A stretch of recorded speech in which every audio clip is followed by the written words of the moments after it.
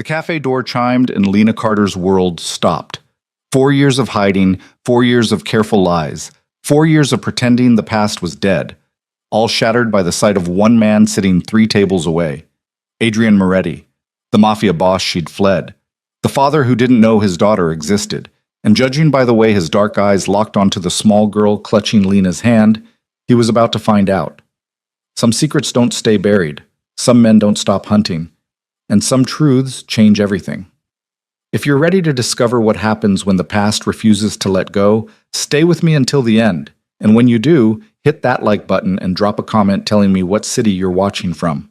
I love seeing how far these stories travel. And then, the November wind cut through Chicago like a blade, sharp enough to make Lena Carter pull her daughter closer as they hurried down Michigan Avenue. 4 years in this city, and she still wasn't used to winters that felt like punishment. But cold was safe. Cold was far from Miami's humid nights and the memories that haunted them. "Mama, can we get hot chocolate?" Mia's voice was bright despite the weather, her small hand tucked firmly in Lena's. At 3 years old, she saw the world as an adventure waiting to happen, not a minefield to navigate. "After we pick up the flowers, sweet girl." Lena smiled down at her daughter, taking in those striking dark eyes that always seemed too knowing for such a young face. Eyes that saw everything. Eyes that sometimes made Lena's heart stop because they looked exactly like... No, she wouldn't think about him. Not today, not ever. The flower shop where Lena worked was still 2 blocks away, but the cafe on the corner was already glowing with warm light, its windows fogged with steam. Lena had passed it 100 times without stopping, but today Mia was shivering, and the promise of warmth was too tempting to resist. "Okay," Lena relented, pushing open the door. "Quick stop, 5 minutes." The cafe was crowded with the morning rush. Business people grabbing coffee, students hunched over laptops, the usual urban symphony of espresso machines and murmured conversations. Lena found a small table near the back, settling Mia into a chair before joining the line at the counter. She was watching her daughter color on a napkin with crayons the barista had provided when she felt it. That prickling sensation at the base of her neck. The instinct that had kept her alive, kept her running, kept her hidden for 4 years. Someone was watching her. Lena turned slowly, scanning the cafe with practiced casualness. Her heart was already racing, already preparing for flight. She'd mapped every exit in this place within seconds of entering. The front door, the back hallway leading to the restrooms, and presumably a rear exit, even the distance to the counter where she could grab Mia and... Her breath stopped. 3 tables away, partially obscured by a businessman reading the Tribune, sat a man who made every instinct in Lena's body scream run. Adrian Moretti. 4 years hadn't softened him. If anything, he looked harder, sharper, like a blade that had been honed to perfection. His black hair was shorter than she remembered, swept back from a face that belonged on Roman statues, all strong lines and aristocratic features that would have been beautiful if they weren't so dangerous. He wore a charcoal suit that probably cost more than Lena made in 6 months, tailored perfectly to shoulders that she remembered too well.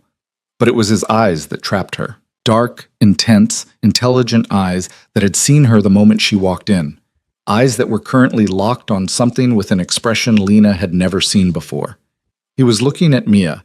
Terror flooded through Lena's veins like ice water. She moved without thinking, crossing the space between them in seconds, positioning herself between Adrian and her daughter with a mother's fierce instinct. "Don't."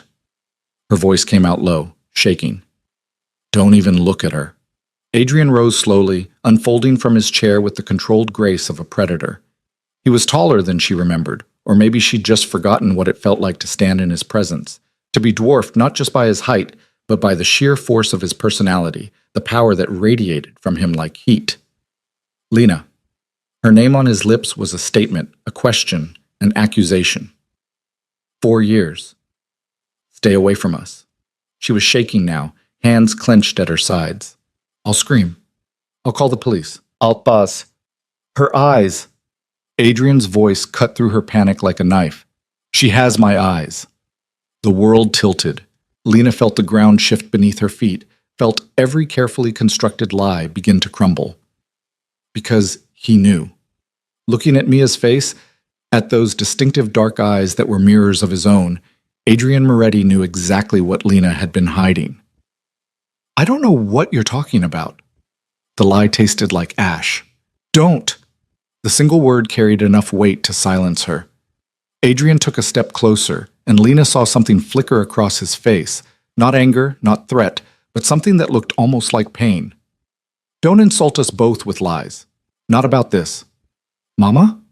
Mia's small voice cut through the tension. I'm cold.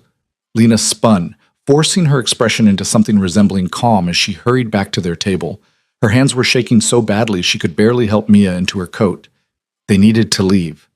Now, before Adrian could say anything else, before the careful world she'd built came crashing down around them. But when she turned toward the door, Adrian was there, blocking her path with 6 feet of immovable determination. We need to talk. His voice was quiet, controlled, but Lena heard the steel beneath it. Not here. Not in front of... His gaze flickered to Mia, and something shifted in his expression. Not in front of her. There's nothing to talk about. Lena clutched Mia's hand tighter. We're leaving. You've been in Chicago for 4 years. It wasn't a question. 4 years, Lena. 4 years you kept her from me. The accusation in his voice sparked something hot and fierce in Lena's chest, burning through the fear. Kept her from you? I saved her from you, from your world, from everything you are. Everything I was. The correction was sharp. You don't know what I know enough. Lena cut him off. I know what you do, what you're capable of, and I will never let my daughter anywhere near that world. Something dangerous flashed in Adrian's eyes, a glimpse of the man she remembered, the one who commanded an empire, who made grown men tremble, who could end lives with a word. But then it was gone, replaced by something Lena couldn't read. Your daughter, he repeated slowly. Is that what you tell yourself? That she's only yours? She's mine because I'm the one who's been here, the one who held her when she was sick, who taught her to walk, who reads her stories every night. You're nothing to her but a stranger. Because you made me one. Adrian's voice dropped to a whisper, but it carried the force of a shout. You made that choice for all of us. You decided I didn't deserve to know I had a... He stopped, jaw clenching. What's her name? Lena's throat tightened. That's none of your business. Her name, Lena. Mia. The admission felt like defeat. Her name is Mia. Adrian's expression transformed. Just for a moment, Lena saw something crack in his carefully controlled facade, something raw and vulnerable and utterly devastating. He looked at Mia again, really looked at her, and Lena watched her daughter stare back with innocent curiosity. Hello, Mia. Adrian's voice was different now, softer, gentle in a way Lena had never heard before. My name is Adrian. Hi, Mia smiled, completely unaware of the earthquake happening around her. Do you know my mama? I do. Adrian crouched down, bringing himself to Mia's eye level with a grace that seemed impossible for a man his size. We're old friends. We're not friends. Lena's voice was sharp. She grabbed Mia's hand again, pulling her daughter close. We're leaving, and if you follow us, if you come near her again, You'll what? Adrian stood slowly, and suddenly Lena was reminded of exactly who she was threatening. Run again? Hide in another city? Change your names again? His eyes held hers. I found you once, Lena. Do you really think you can disappear again? The threat hung in the air between them, sharp and undeniable. Lena's mind raced through possibilities, through escape plans she'd kept ready for exactly this moment. She had emergency bags packed, false documents prepared, enough cash hidden to get them out of the state. She could be gone by tonight, vanished into another life in another city where, I'm not here to hurt you, Adrian's voice cut through her planning, or her. I'm here because... He stopped, seeming to struggle with words. We need to talk, somewhere private, tomorrow. Name the place. No. No. She pushed past him, clutching Mia against her side. Stay away from us. I mean it. She made it to the door, made it outside into the bitter November wind before she heard his voice one last time. I know about the flower shop, the apartment on Ashland Avenue, the daycare on Tuesday and Thursday mornings. Adrian's words stopped her cold. I've known where you were for 3 months, Lena. If I wanted to hurt you, I would have done it already. Lena turned slowly, heart hammering against her ribs. Adrian stood in the cafe doorway, backlit by warm light, looking like something out of a nightmare she'd been running from for 4 years. Tomorrow, he repeated. Noon. The Art Institute. Public. Neutral. Safe. Just conversation. And if I don't come? Something flickered across Adrian's face. Not threat, not anger, but something that looked almost like resignation. Then I'll assume you want me to handle this through lawyers and custody battles instead of like adults who share a child. The words hit like a physical blow. Custody battles. Lawyers. The legal system where Adrian's money and power would crush her like an insect. Where a man with his resources could prove she'd been hiding his daughter, could paint her as unstable, could take Mia away and Lena would be powerless to stop him. That's not fair, she whispered. Neither was keeping my daughter from me for 4 years. Adrian's expression was unreadable. Tomorrow, Lena. Noon. Or I make this official. He walked away then, disappearing into the morning crowd like he'd never been there at all. Lena stood frozen on the sidewalk, Mia tugging at her hand, asking questions she couldn't answer. Her carefully constructed world was crumbling, and there was nothing she could do to stop it. The flower shop was a sanctuary, or it had been until today. Now Lena moved through the familiar motions, trimming stems, arranging bouquets, helping customers, while her mind spun in endless circles of panic and planning. You okay, honey? Margaret, the shop's owner, was watching her with concern. You've been jumpy all morning. Just tired. Lena forced a smile. Mia was up half the night. It was a lie. Mia had slept peacefully while Lena lay awake, staring at the ceiling, trying to figure out how her past had caught up with her so completely. 3 months. Adrian had said he'd known where she was for 3 months. 3 months of watching, waiting, learning her routines. The thought made her skin crawl. How had she not noticed? How had she become so complacent, so convinced she was safe? Why don't you take your lunch early? Margaret suggested. Get some air. You look like you could use it. Lena nodded gratefully, grabbing her coat and escaping into the cold afternoon. She walked without direction, trying to quiet the storm in her head. She should run. Pack up tonight, take Mia, and disappear before Adrian could make good on his threat. She had escape plans, contingencies, money hidden for exactly this scenario. But his words kept echoing in her mind. I found you once. Do you really think you can disappear again? And the terrible truth was, she didn't know. Adrian Moretti wasn't just rich and powerful, he commanded resources Lena couldn't even imagine. If he'd found her in Chicago after 4 years, what made her think she could hide anywhere? How many times could she uproot Mia's life before the constant running did more damage than staying ever would? Her phone buzzed, an unknown number. Lena stared at it for a long moment before answering. Hello? Don't run. Adrian's voice was calm, certain. Whatever you're planning right now, don't do it. Lena's hand tightened on the phone. How did you get this number? The same way I found you in the first place. I have resources, Lena. Resources you can't outrun. He paused. But I don't want to use them against you. I want to talk, that's all. Talk about what? About how you're going to take my daughter? About custody arrangements and visitation schedules? About how you're going to drag her into your world of violence and crime? My world? Adrian's laugh was bitter. You don't know anything about my world. Not anymore. I know enough. I know what you are, what you've always been. What I was, he corrected again. Past tense, Lena. A lot has changed in 4 years. People like you don't change. Silence stretched between them, heavy with everything unsaid. When Adrian spoke again, his voice was different, quieter, almost vulnerable. I have a daughter I've never met. A child who exists because of choices we both made, who's been kept from me through no fault of her own. He paused. Do you really think I haven't changed? That learning she exists didn't change everything? Lena closed her eyes against the sting of tears. You didn't know she existed until this morning. No, but I knew you existed, and for 4 years I've been trying to make sure you stayed safe. The words didn't make sense. What are you talking about? Tomorrow, noon, Art Institute. Adrian's tone shifted back to controlled command. Come find out what you don't know, Lena. What you've never known. About what happened after you left.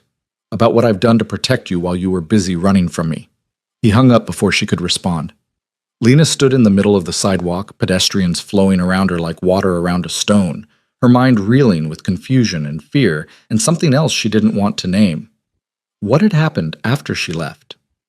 That night, Lena sat on the edge of Mia's bed, watching her daughter sleep. The apartment was small but safe, or so she'd thought. 2 bedrooms, old radiators that clanked in the winter, windows that overlooked a quiet street in a neighborhood that had felt far enough from danger. Now she saw it differently. The ground floor location she'd thought was convenient was actually a security risk. The windows she'd loved for their natural light could be easily accessed. The fire escape she'd tested as an emergency exit could be used as an entrance just as easily. Adrian had known where she lived. For 3 months he'd known, and he hadn't acted until today.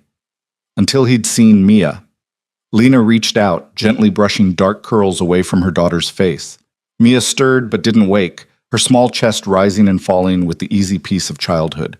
She looked so much like Adrian it hurt. The same dark eyes, the same stubborn chin, even the way she slept.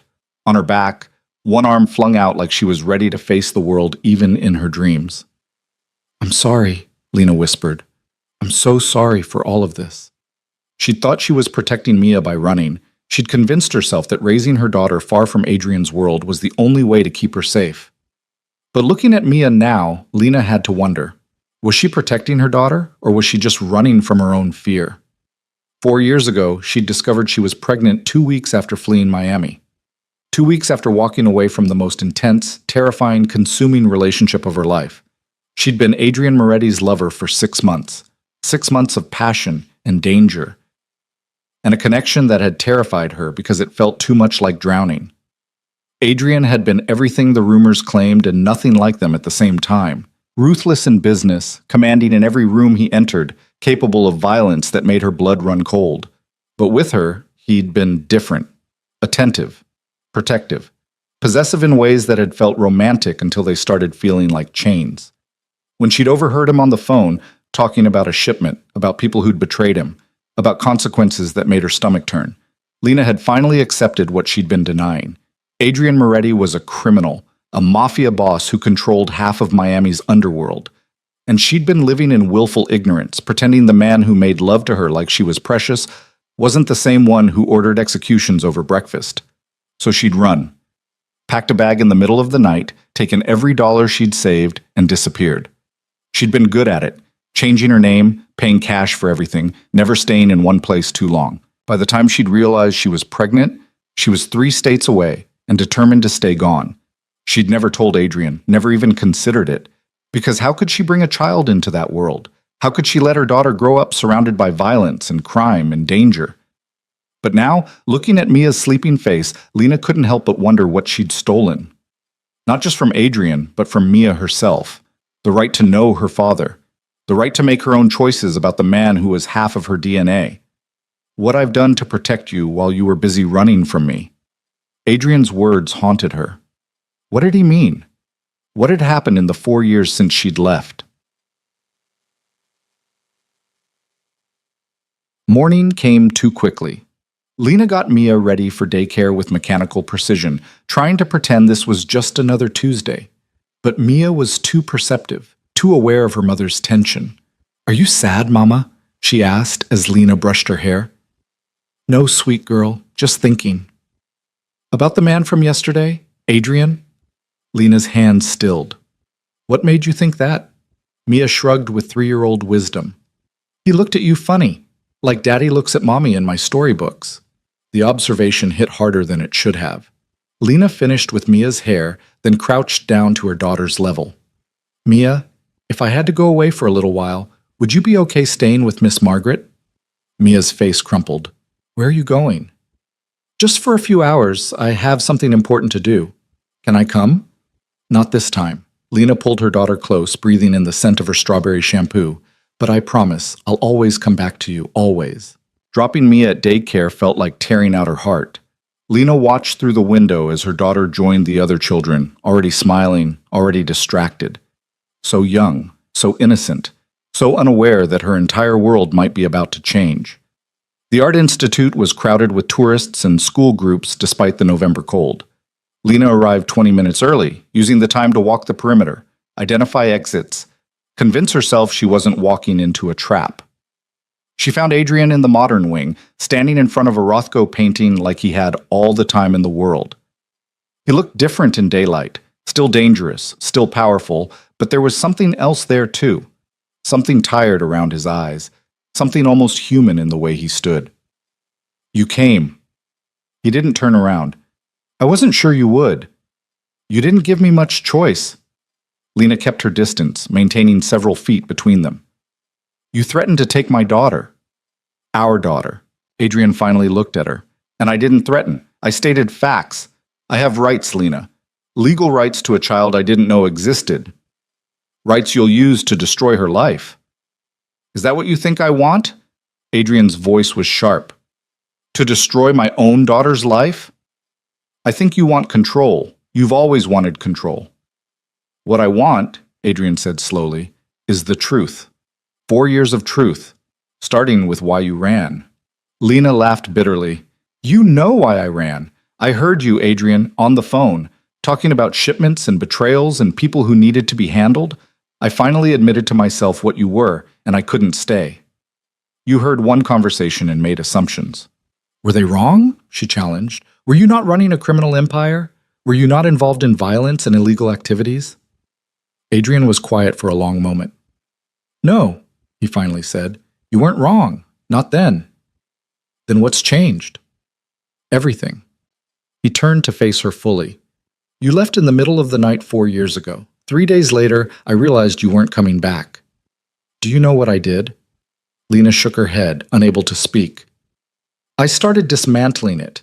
Everything, every illegal operation, every questionable business, every connection to the world you were running from. His eyes held hers. It took 2 years. 2 years of careful exits and strategic sales and making sure I didn't get killed in the process. But I did it, Lena. I walked away from everything. The words didn't make sense. Why? Because you left. Adrian's voice was raw. Because the woman He stopped, jaw clenching.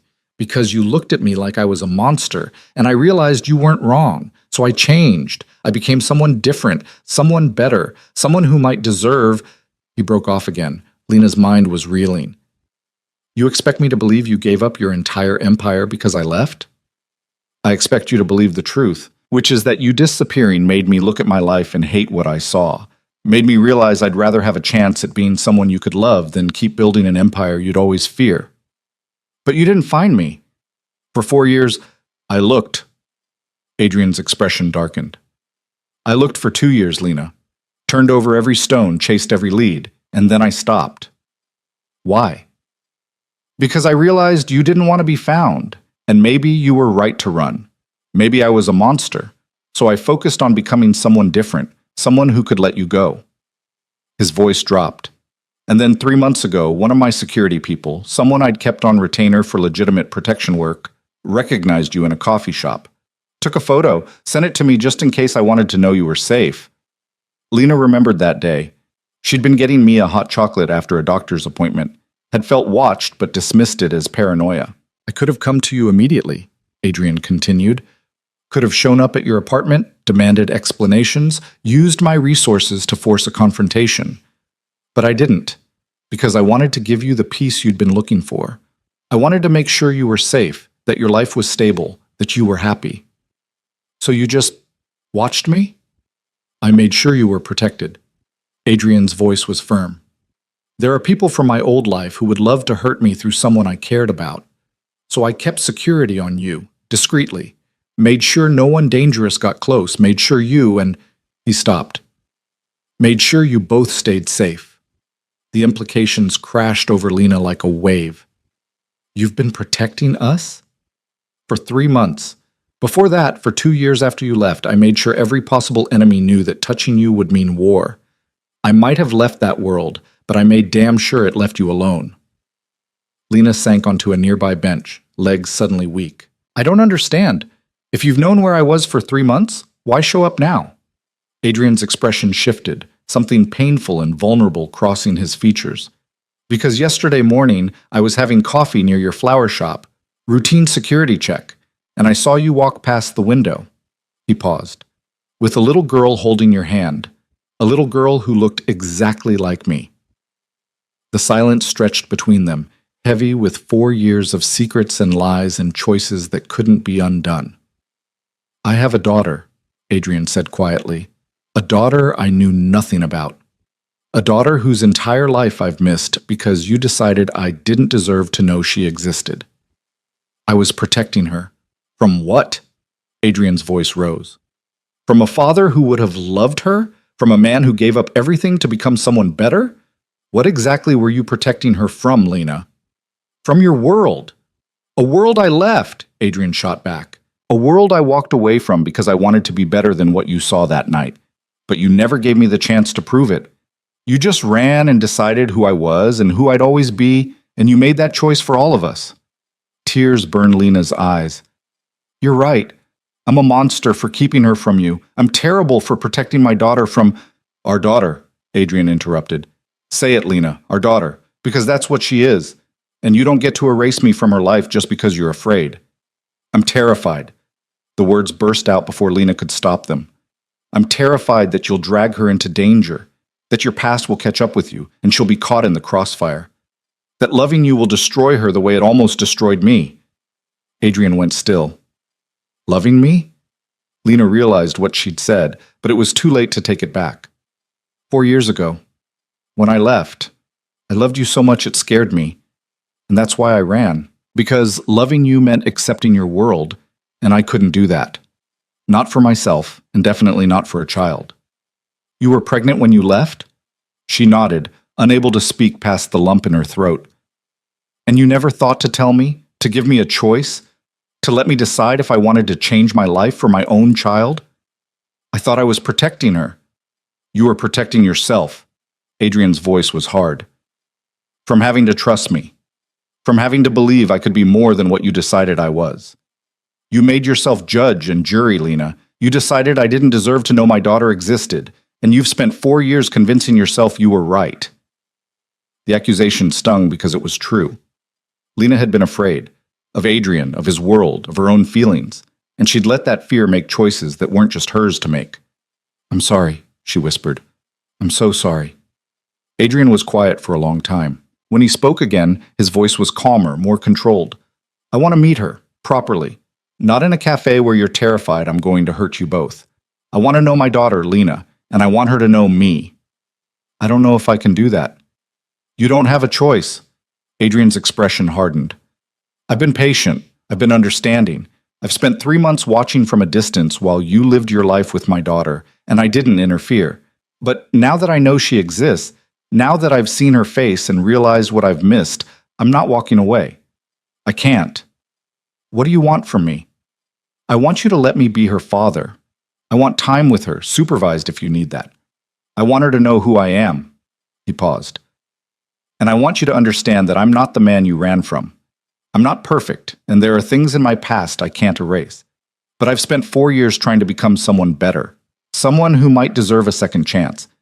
Lena looked at him, really looked at him, and saw something she'd been trying to deny. He wasn't the same man she'd fled. Something had changed in his eyes, in the way he carried himself. The ruthless edge was still there, but it was tempered now by something else, something that looked almost like hope. I need time, she said finally. Time to think. Time to figure out how to explain this to Mia. How long? I don't know. A few days? A week? Adrian shook his head. Tomorrow. Bring her to Lincoln Park, 2 o'clock. Just for an hour. Let me talk to her. Let her get to know me. That's all I'm asking. And if I say no, then I file for custody tomorrow morning and we let lawyers decide what's fair. Adrian's voice was unyielding. Your choice, Lena. Do this like adults who want what's best for their daughter, or do this through the courts where I promise you I have more resources than you can imagine. It wasn't really a choice. They both knew it. Lena could run again, could try to disappear, but Adrian had already proven he could find her, and this time he'd be looking with the determination of a father who knew his daughter existed. Tomorrow, she agreed. 2 o'clock. Lincoln Park. But Adrian, if you do anything to scare her, if you say anything that makes her uncomfortable, I'm done. I'll fight you in court. I'll spend every dollar I have, but I won't let you hurt her. I would never hurt her. Adrian's voice was absolutely certain. She's my daughter, Lena, my daughter. Do you really think I'd do anything to harm her? Lena didn't answer, because the truth was, she didn't know anymore. She'd spent 4 years believing Adrian Moretti was a monster, but the man standing in front of her talking about second chances and becoming better wasn't the man she'd fled, and that terrified her more than anything. The night passed in fragments of sleep and worry. Lena lay awake until 3 in the morning, staring at the ceiling and trying to figure out how to explain the unexplainable to a 3-year-old. How did you tell your daughter that the father she'd never known suddenly wanted to be part of her life? How did you introduce a man like Adrian Moretti without scaring her or making promises you weren't sure he could keep? By dawn, Lena still had no answers. She made breakfast mechanically, spreading peanut butter on toast, while Mia chattered about her friend Emma's new puppy. Normal morning sounds in a life that was anything but normal now. "Mama, you're not listening." Mia's observation cut through Lena's thoughts. "I'm sorry, sweet girl. Tell me again about the puppy." Mia launched into an elaborate description involving a lot of barking and something about chewed shoes, but Lena's mind kept circling back to Lincoln Park.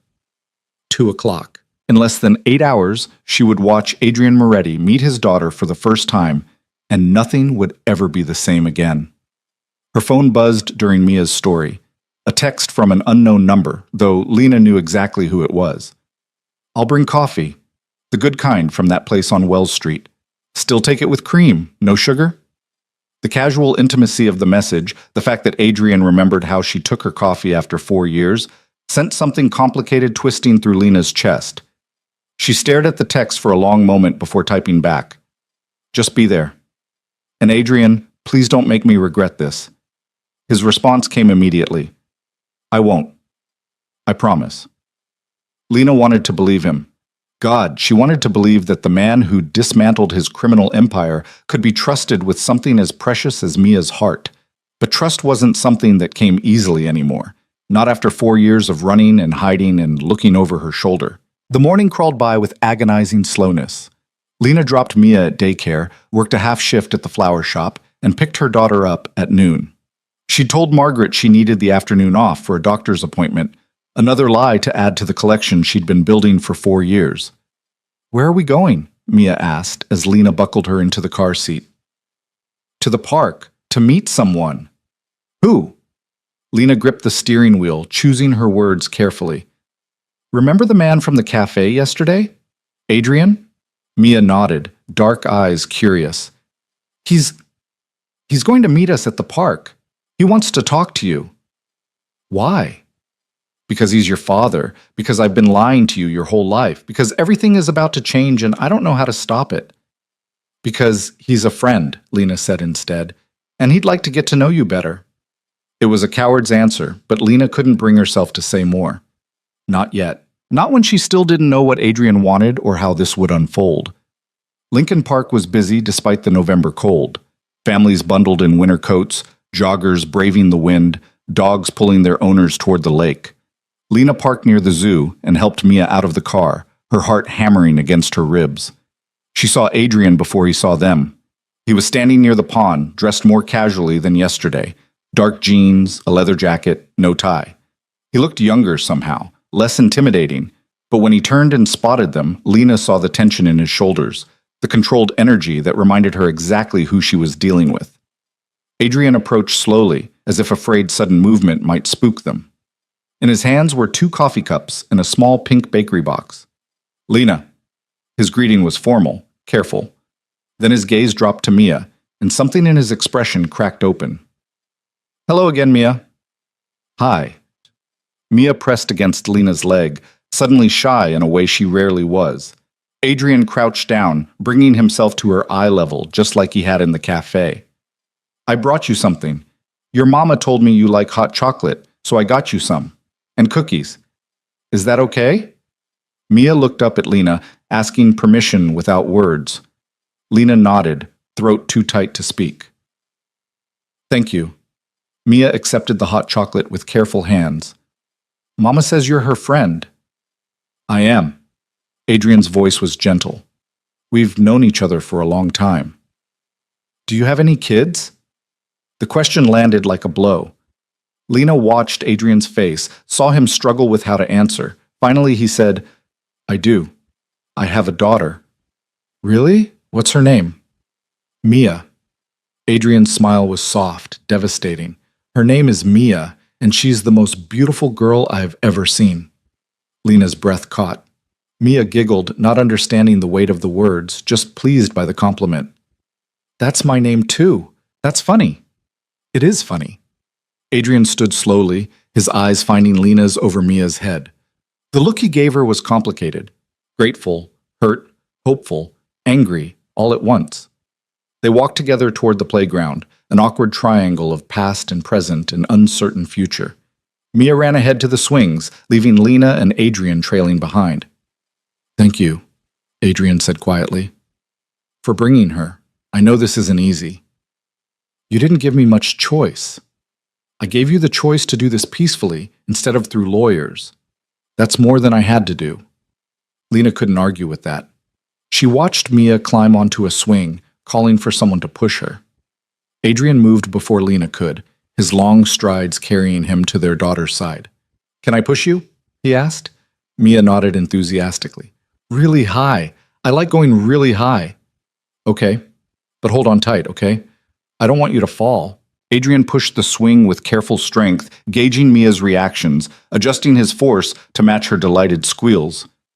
Lena watched from a few feet away, her heart doing complicated things in her chest. He was good with her, natural in a way she hadn't expected, as if some instinct had kicked in the moment he'd laid eyes on his daughter. Higher, Mia shrieked, laughing. You sure? That's pretty high already. I'm brave. Mama says I'm the bravest girl she knows. Adrian glanced at Lena, and she saw something warm in his expression. Your mama's right. I can tell you're very brave. After the swings came the slide, then the climbing structure that made Lena nervous, but that Mia scaled with fearless determination. Adrian spotted her from below, ready to catch her if she fell, his entire focus on this small person who'd existed for 3 years without him. She's amazing, he said when Mia ran off to explore the sandbox. Smart, fearless, happy. She is. Lena's voice was defensive. I've made sure she's happy. I can see that. You've done an incredible job raising her, Lena. I mean that. The compliment caught her off guard. I thought you were angry with me.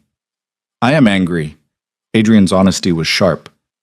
I'm furious that I've missed 3 years of her life, that her first words and first steps and first everything happened without me. But I'm also grateful that she's healthy and loved and clearly thriving. You did that. You gave her a good life. I gave her the best life I could without... Lena stopped. Without me, Adrian finished. You can say it. Without the monster you thought I was. I never thought you were a monster. Didn't you? Adrian turned to face her fully. You ran in the middle of the night, Lena. Changed your name. Spent 4 years hiding like I was some kind of threat. What else would you call that? I call it being careful. Protecting my daughter from what? Adrian's voice rose slightly before he caught himself, glancing at Mia to make sure she hadn't noticed. From a father who would have moved heaven and earth to keep her safe? From a man who gave up everything the moment he realized the woman he stopped abruptly. You keep saying you were protecting her, but maybe you need to admit you were just running from something you were afraid to face. And what's that? That you had feelings for me. Real feelings. The kind that terrified you because they meant you'd have to trust someone. So when you found an excuse, when you overheard that phone call and realized I wasn't perfect, you grabbed it and ran. Lena's hands clenched at her sides. That's not fair. You were a criminal, Adrian. You ran an empire built on illegal activities and violence. I didn't need an excuse to run from that. No. But you needed an excuse to run from us, from what we had. Because God forbid you actually let yourself love someone enough to stay and fight for them. I was pregnant and alone and terrified. You were pregnant and running from the only person who would have protected you with his life.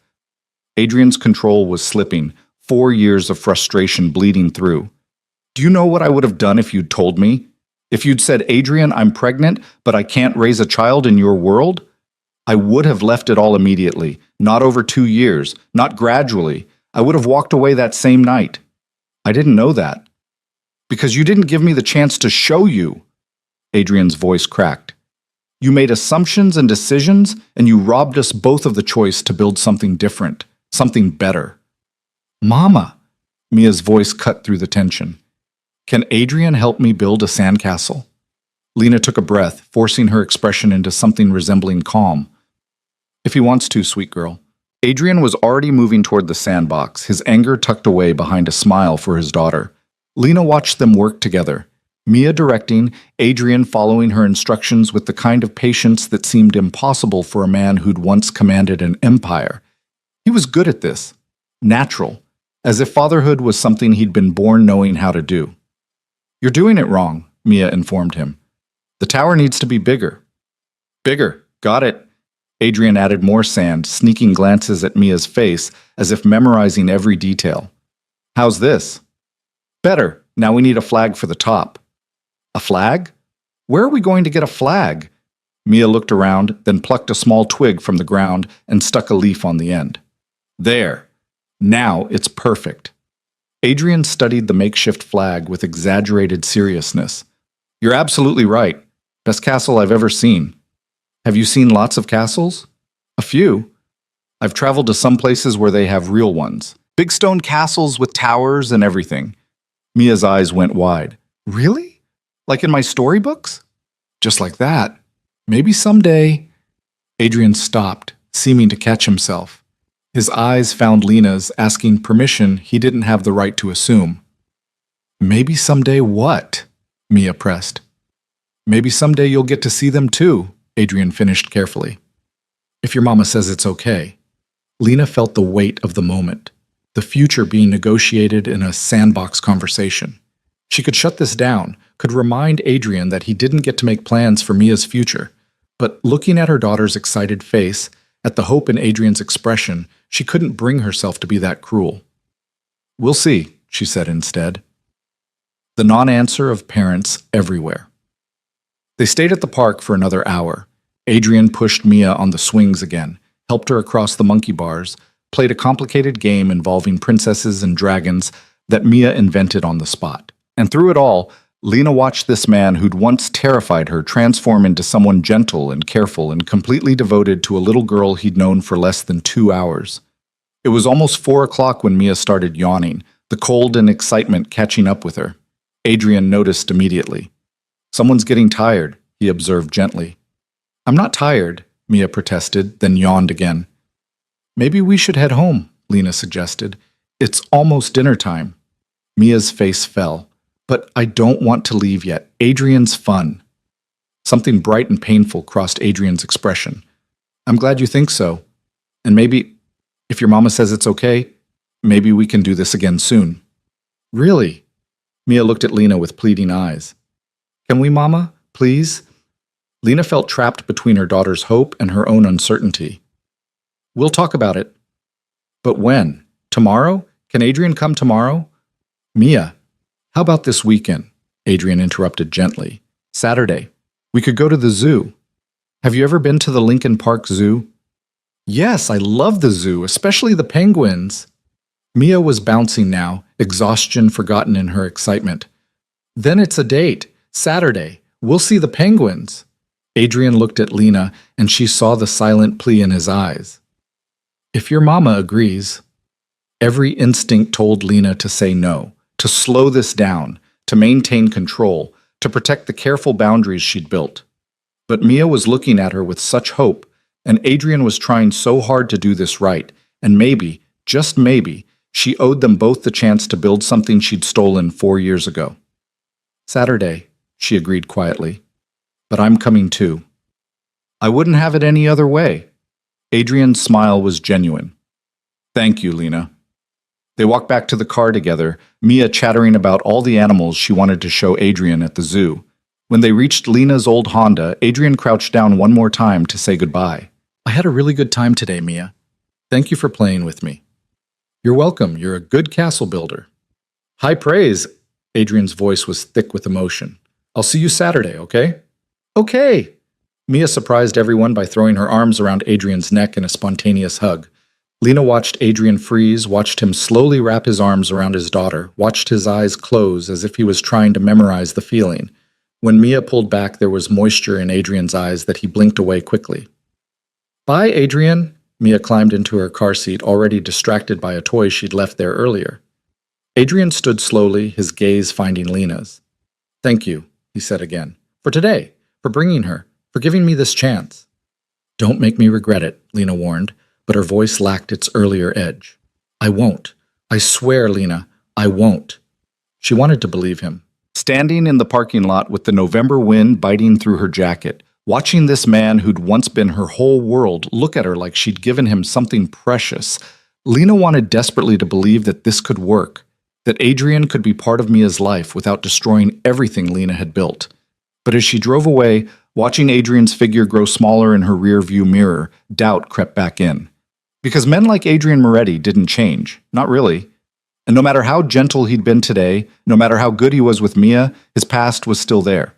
Still dangerous, still capable of destroying everything if it caught up with them. Her phone buzzed at a red light.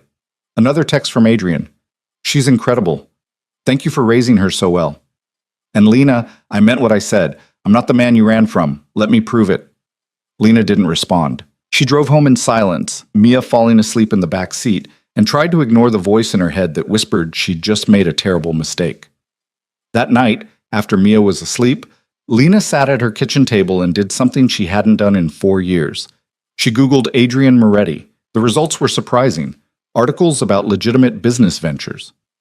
A real estate development company. Investments in tech startups.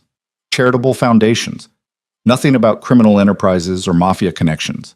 It was as if the man she'd known had been completely erased, replaced by this respectable businessman who donated to children's hospitals and sat on nonprofit boards. She dug deeper, searching for anything that connected him to his old life. But everywhere she looked, the story was the same. Adrian Moretti had walked away from his family's criminal empire 5 years ago, right around when Lena had met him. He'd spent the next 2 years systematically divesting from illegal operations, selling off assets, and building something legitimate. The timeline matched what he'd told her. He'd started changing before she left, and he'd finished the transformation after, as if her disappearance had been the final push he needed to completely remake himself. Lena closed her laptop, more confused than before.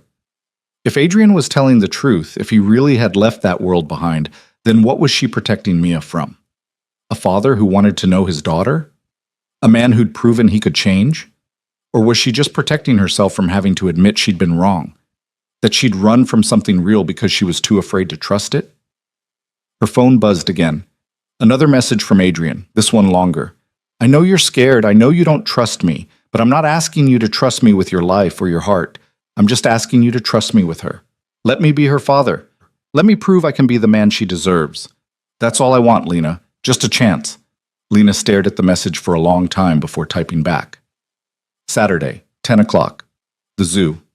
Don't be late. I'll be there at 9:45. Thank you. She set the phone down and sat in the darkness of her kitchen, listening to the radiator's clank and the distant sounds of the city. Somewhere out there, Adrian Moretti was probably sitting in some expensive apartment, thinking about the daughter he'd just met, planning what to say on Saturday, trying to figure out how to be a father to a little girl who didn't know he existed until 2 days ago. And Lena was here, in her small apartment with her sleeping daughter, trying to figure out how she'd gone from running away from Adrian to making plans to see him again in less than 48 hours. The knock on her door at 10 p.m. made her jump. Lena approached cautiously, checking the peephole before freezing. Adrian stood in her hallway, still in the same clothes from the park, looking exhausted and determined and slightly desperate. "What are you doing here?" Lena demanded through the door. "I need to show you something. Please. Just 5 minutes." Against her better judgment, Lena opened the door but didn't invite him in. "It's late. Mia's sleeping." "I know, I'm sorry, but this couldn't wait." Adrian pulled out his phone, scrolling through something before holding it out to her. "I need you to see this." Lena took the phone reluctantly. On the screen was a surveillance photo of a man she didn't recognize, dark-haired and dangerous-looking, watching her flower shop from across the street. "Who is that?" "Marco Vitelli. He works for the Giordano family, my old rivals." Adrian's voice was tense. "He's been watching you for 3 days." Ice flooded through Lena's veins. "What?" "I told you I had security on you. They spotted him Tuesday morning. He's been doing surveillance, watching your apartment, following you to work, tracking your routines. Why? But Lena already knew the answer. Because someone found out about Mia. Adrian's expression was grim, and they're trying to figure out how to use her against me. The world tilted. This is exactly what I was afraid of. This is why I ran, Adrian. Your world is coming for her whether I'm in her life or not, Adrian interrupted. Don't you see? They know she exists now. They've done the math, figured out the timing, realized she's mine. Running won't protect her anymore, Lena. The only thing that protects her now is me. No, we can leave tonight. I have money saved. I have plans. And they'll find you. Adrian's voice was hard. Just like I found you, except unlike me, they won't care about keeping her safe. They'll use her to get to me, and they won't hesitate to hurt her to do it. Lena's legs felt weak. She leaned against the doorframe, trying to process what he was telling her. What do we do? You let me protect you, both of you. You move into my place where I have actual security, where I can keep you safe until I deal with this threat. Move in with you? Are you insane? I'm realistic. Adrian stepped closer, and Lena saw the fear beneath his controlled exterior. Lena, these people don't play games. If they decide Mia is a useful tool, they will take her, and you won't be able to stop them. And you can? I've been protecting you for 3 months without you even knowing it. Yes, I can protect you, but not when you're living in a ground-floor apartment with windows that could be breached in 30 seconds. Lena thought of those same windows, the ones she'd worried about yesterday. How do I know this isn't just a manipulation, a way to force us into your life? Adrian's laugh was bitter. You think I'd invent a threat to my own daughter? Show up at your door at 10 p.m. because I'm desperate to manipulate you? He ran a hand through his hair, frustration bleeding through his control. Believe whatever you want about me, Lena, but at least believe that I would never put Mia in danger just to get what I want. Then what do you suggest? We just upend our entire lives, move into your place, and pretend everything's fine? I suggest you let me keep you both alive while I eliminate the threat. Adrian's voice dropped. I still have connections, Lena. Resources. Ways to make sure the Giordanos understand that touching my daughter means war. But I need time, and I need you somewhere safe while I work. For how long? A few weeks? Maybe a month? A month? Lena's voice rose before she remembered Mia sleeping down the hall. You want us to move in with you for a month? I want you to survive. Adrian's expression was fierce. I want my daughter to grow up. I want you both safe. That's all I want, Lena. Everything else, me being her father, us figuring out how to co-parent, any of it, none of that matters if she's not alive to see her 4th birthday. The words hit like a physical blow. Lena felt tears burning her eyes, felt the carefully constructed world she'd built crumbling around her. She'd thought she was keeping Mia safe, thought running and hiding and staying invisible was enough. But she'd been wrong, so terribly, dangerously wrong. Okay, she whispered. Okay. Adrian's entire body sagged with relief. Thank you. I'll have my people here first thing tomorrow to help you pack. You don't need to bring much. I have everything you'll need. Just personal items, Mia's favorite toys, whatever makes her comfortable. How do I explain this to her? She's 3, Adrian. How do I tell her we're moving in with a man she just met because bad people are after us? You don't. Adrian's voice was gentle now. You tell her we're having an adventure, that we're staying at my place for a little while so we can see each other more. Kids are resilient, Lena. She'll adapt faster than you think. Lena wanted to argue, wanted to find some other solution that didn't involve putting herself and her daughter completely in Adrian's hands. But she was out of options, out of cities to run to, out of ways to pretend the past wouldn't eventually catch up. Tomorrow morning, she said finally. But Adrian, if anything happens to her, if your world touches one hair on her head, it won't. Adrian's certainty was absolute. I swear on everything I am, Lena. I will keep her safe, both of you, no matter what it costs.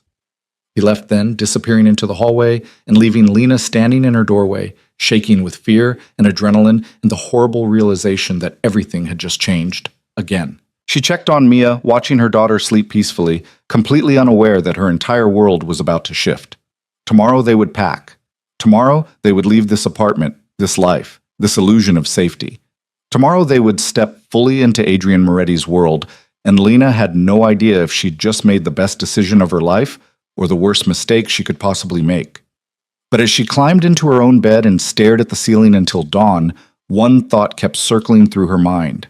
At least this time, she wasn't running alone. Morning came too fast and brought with it a parade of efficient strangers who moved through Lena's apartment like a well-trained army. Adrian's people, he'd called them. 3 men and 1 woman, all professionally courteous, all clearly accustomed to following orders without question. They packed boxes with military precision while Lena tried to explain to a confused and excited Mia that they were going on an adventure. "But why are we packing all my toys?" Mia asked, clutching her favorite stuffed rabbit. "Are we moving?" "Just for a little while, sweet girl. We're going to stay with Adrian. Won't that be fun?" Mia's face lit up. "Really? At his house? Does he have a big house?" "I don't know, baby. We'll find out together." What Lena didn't say was that she was terrified, that every instinct screamed this was wrong, that moving into Adrian's home meant surrendering the last shred of independence she had. But the alternative, staying here with men like Marco Vitelli watching from across the street, was worse. Adrian arrived at 9, looking impossibly put together in dark slacks and a crisp white shirt. He went straight to Mia, crouching down with that now familiar gentleness. "Good morning, Mia. Are you ready for our adventure?"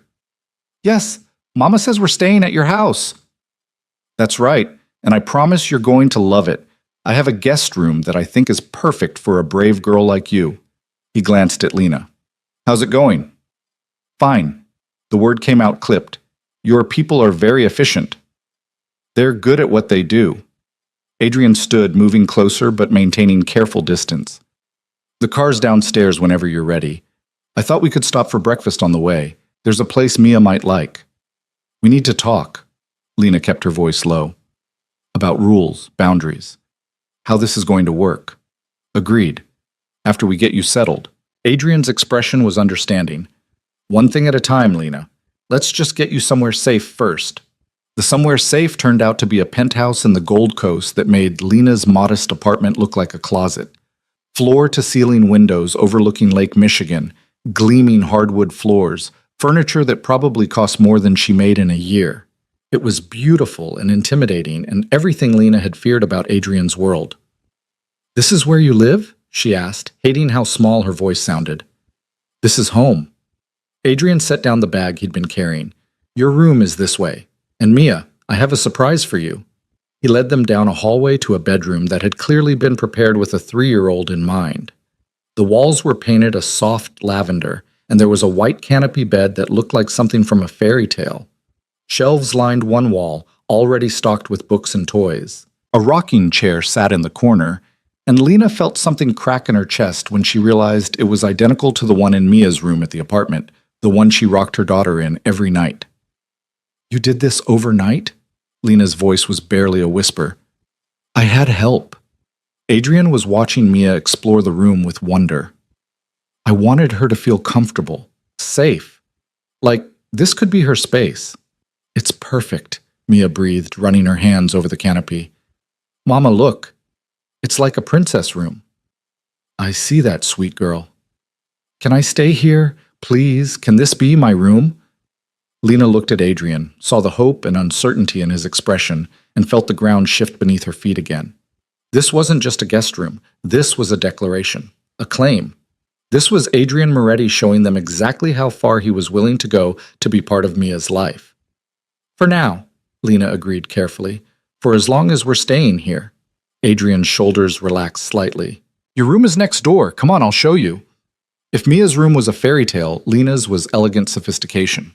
A king-size bed with crisp white linens, a sitting area by the windows, an ensuite bathroom with a soaking tub that made her want to cry. It was luxury beyond anything she'd ever experienced, and it made her feel desperately out of place. "It's too much," she said. "It's safe." Adrian's voice was firm. "That's all that matters right now." "Is it? Because this feels like something else. Like you're trying to—" She stopped, aware of Mia playing in the next room. "Trying to what? Take care of you? Provide for my daughter?" Adrian's jaw tightened. "I'm sorry if making sure you're both comfortable offends you, Lena, but I'm not going to apologize for having resources. I didn't ask for any of this. No, you just asked me to keep you safe. This is how I do that. He moved toward the door. There's a security system throughout the apartment, cameras on every entrance, panic buttons in each room. My head of security, James, will brief you this afternoon. Until I've dealt with the Giordano situation, I need you to stay here. No going to work, no unnecessary trips outside. You're saying we're prisoners? Adrian turned back and Lena saw frustration flash across his face. I'm saying you're protected. There's a difference. Is there? Because from where I'm standing, it looks like I've traded one kind of running for another kind of cage. Then maybe you should have thought of that before you spent 4 years making choices that led us here. Adrian's control was slipping. 4 years of patience wearing thin. I'm trying to keep you alive, Lena. Both of you. I'm sorry if my methods aren't what you'd prefer, but they're what we have. So either trust me to do this right, or spend the next few weeks second-guessing every decision I make. Your choice. He left before she could respond, his footsteps echoing down the hallway. Lena sank onto the edge of the bed, hands shaking with anger and fear and exhaustion. This was supposed to be protection, but it felt like losing herself all over again, like becoming absorbed into Adrian's world whether she wanted to or not. Mama? Mia appeared in the doorway, rabbit clutched to her chest. Are you sad? Lena forced a smile. No, sweet girl, just tired. Come here. Mia climbed onto the bed, snuggling against Lena's side. I like it here. Adrian's house is nice. It is nice. Is he going to be my friend forever? The question pierced through Lena's defenses. She wrapped her arms around her daughter, breathing in the familiar scent of her strawberry shampoo. Would you like that? For Adrian to be your friend? Yes. He's fun, and he looks at me like I'm special. Lena closed her eyes against the sting of tears. You are special, Mia. So special. I know. But Adrian looks at me like he thinks I'm special too, like how you do. The observation was too astute for a 3-year-old, and it made Lena's heart ache. Because Mia was right. Adrian looked at his daughter like she hung the moon, like everything he'd done wrong in his life had been redeemed the moment he met her, and Lena couldn't decide if that was beautiful or terrifying. Lunch was an awkward affair around Adrian's massive dining table. He'd ordered in from some Italian place that delivered portions large enough to feed an army. Mia was delighted, chattering about her new room and asking Adrian 1,000 questions about his apartment, his car, his favorite color. He answered each one with patience, sneaking glances at Lena like he was trying to gauge whether she was still furious with him. She was, but she was also practical enough to know that fighting wouldn't help anything. So she ate her pasta and watched Adrian cut Mia's chicken into small pieces and felt her carefully constructed walls continue to crack. After lunch, James arrived for the security briefing. He was ex-military, that much was obvious from his bearing and the way he cataloged every entrance and exit with professional precision. He explained the panic buttons, the cameras, the protocols if something went wrong. Lena listened with growing dread, realizing exactly how serious the threat must be if Adrian had implemented this level of protection. Questions? James asked when he'd finished. How long? Lena's voice was tight. How long until we can go back to normal? James looked at Adrian, who answered. Depends on how quickly I can resolve the situation with the Giordanos. Could be a week, could be a month. And what does resolve mean exactly? It means I make them understand that touching you or Mia would be the last mistake they ever make. Adrian's voice was hard, and Lena caught a glimpse of the man he used to be, the one who'd commanded an empire through fear and force. I thought you left that world. I did, but I still speak the language. He met her gaze steadily. And I'll use whatever tools I have to keep you both safe, even if that means reminding old enemies why they used to fear me. James excused himself, leaving Lena and Adrian alone while Mia napped in her new room.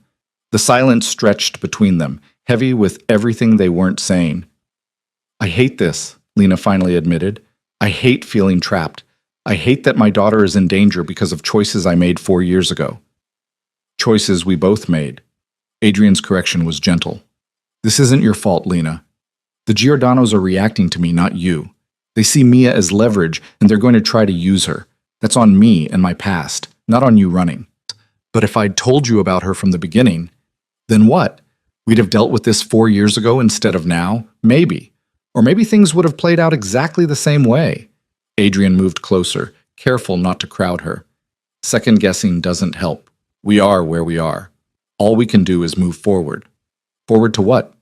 You keep saying you'll resolve this, but what does that mean for us after? Do you expect us to stay here, to just fold into your life like the past 4 years didn't happen? I expect us to figure it out as we go. Adrian's voice was measured. Right now, I'm focused on keeping you alive. After that, we'll talk about what comes next, about custody arrangements and visitation and all the legal things we need to establish. But one crisis at a time, okay? Lena wanted to argue, wanted to demand answers and guarantees and a clear path forward, but she was exhausted, emotionally wrung out, and arguing with Adrian took energy she didn't have. I'm going to check on Mia, she said instead. Lena. Adrian's voice stopped her at the doorway. I know you don't trust me. I know you think this is some kind of manipulation, but I need you to understand something. That little girl sleeping in the next room is the most important thing in my world right now. More important than business, more important than my past, more important than anything. I would die before I let someone hurt her. Do you believe that? Lena turned to look at him, really look at him, and saw absolute conviction in his expression. I want to. Then try. That's all I'm asking. Just try to believe that I'm doing this for the right reasons. She nodded, not trusting herself to speak, and escaped to Mia's room. Her daughter was sprawled across the canopy bed, rabbit tucked under her arm, sleeping the peaceful sleep of children who didn't understand danger. Lena sat in the rocking chair and watched her, trying to reconcile the life she'd built with the one that was unfolding around her. The days blurred together into a strange routine. Mornings with Mia exploring the apartment, afternoons watching movies or playing games, evenings when Adrian would come home from whatever mysterious business kept him away and transform into a devoted father. He read Mia bedtime stories with theatrical voices that made her giggle. He played endless games of princess and dragon. He answered her constant questions with patience that seemed infinite, and Lana watched it all with a mixture of wonder and resentment. Wonder because Adrian was genuinely good with Mia, creating a bond that grew stronger every day. Resentment because it was working. Mia was falling in love with her father, and there was nothing Lena could do to protect her from the inevitable heartbreak if this all fell apart. On the fourth night, Lena woke to sounds from the living room. She found Adrian on the couch, laptop open, papers spread across the coffee table. He looked exhausted, shadows under his eyes that hadn't been there that morning. Can't sleep? She asked. Adrian looked up, surprised. Did I wake you? I'm sorry. I was trying to be quiet. You didn't wake me. Lena moved into the room, drawn by something she couldn't name. What are you working on? Solving our problem. Adrian gestured to the papers, financial documents, surveillance photos, what looked like organizational charts. The Giordanos have been quiet for the past few days. Too quiet. I don't like it. Lena sat in the chair across from him, pulling her knees to her chest. Tell me the truth. How bad is this? Adrian was quiet for a long moment. Bad enough that I'm not sleeping. Bad enough that I've called in every favor I have. Bad enough that I'm seriously considering options I swore I'd never use again. What kind of options? The kind that remind people why they used to fear the Moretti name. Adrian's voice was grim. I've spent 4 years building something legitimate, Lena. Something clean. But my daughter is in danger and I'm running out of civilized solutions. What does that mean? It means if they push me, I'll push back harder. And I don't care what it costs me. He looked at her, and Lena saw something fierce and slightly desperate in his expression. I told you I'd changed, and I have, but I'm still capable of protecting what's mine, even if that means getting my hands dirty again. She's not yours. The words came out sharper than Lena intended. She's not a possession you get to claim. That's not what I meant. Isn't it? You keep talking about protecting what's yours, about making people understand she's off limits, but you've known her for less than a week, Adrian. You don't get to claim ownership just because you share DNA. Adrian's jaw tightened. Is that what you think this is? Some power play? Some need to possess? I don't know what this is. I don't know if you genuinely care about her or if she's just another piece on whatever chessboard you're playing. She's my daughter! Adrian's voice rose before he caught himself, glancing toward the hallway where Mia slept. When he spoke again, it was quieter, but no less intense. She's my daughter, Lena, my child. The only good thing I've ever created. And yes, I'm protective of her. Yes, I'll do whatever it takes to keep her safe, but that's not about possession. That's about being a father. You've been a father for 4 days. And every single one of those days has mattered more than the last 4 years combined. Adrian stood, pacing to the windows that overlooked the city. You think I don't know how new this is? You think I don't feel like I'm fumbling through every interaction, terrified I'm going to say the wrong thing, or push too hard, or somehow damage this miracle I've been given? He turned back to her. I know I have no right to her. I know I've missed too much. But I'm here now, Lena. I'm trying. And I need you to give me credit for that instead of questioning my motives every time I try to protect her. Lena felt something shift in her chest. I'm scared. Of what? Of this. Of you. Of what happens when the danger passes and we have to figure out real life. She wrapped her arms around herself. Of Mia loving you and then losing you. Of her getting hurt because I let you in. Adrian crossed the room, kneeling in front of her chair. Look at me. Lena did, meeting his dark eyes in the dim light. I am not going anywhere, Adrian said firmly. Not when this crisis is over. Not ever. I am going to be in Mia's life for the rest of mine. And nothing, not your fear, not my past, not anything, is going to change that. So you can keep fighting me, keep second-guessing everything I do, or you can accept that I'm here to stay, and we need to figure out how to make this work. How do I know you mean it? How do I know you won't get bored or decide being a father is too hard, or because I love her? The words were simple, absolute. I've loved her from the moment I saw her face in that cafe, and I will love her every day for the rest of my life. That's not negotiable, Lena. That's just truth. Tears spilled down Lena's cheeks before she could stop them. She deserves better than this, than danger and threats and having to hide. She deserves a father who will move heaven and earth to keep her safe. And that's what I'm giving her. Adrian reached up, gently wiping away her tears. Let me do this, Lena. Let me be what she needs. What you both need. I don't need you. Don't you? His voice was soft. Because from where I'm sitting, you've been carrying this alone for 4 years. Raising a child, working, hiding, constantly looking over your shoulder. You're exhausted, Lena. So let me help. Let me carry some of this weight. The offer was tempting. Terrifyingly tempting. Because Adrian was right. She was tired. Tired of being strong, tired of being alone, tired of pretending she had everything under control when she was barely holding it together. What happens when this is over? She asked quietly. When the Giordanos aren't a threat anymore.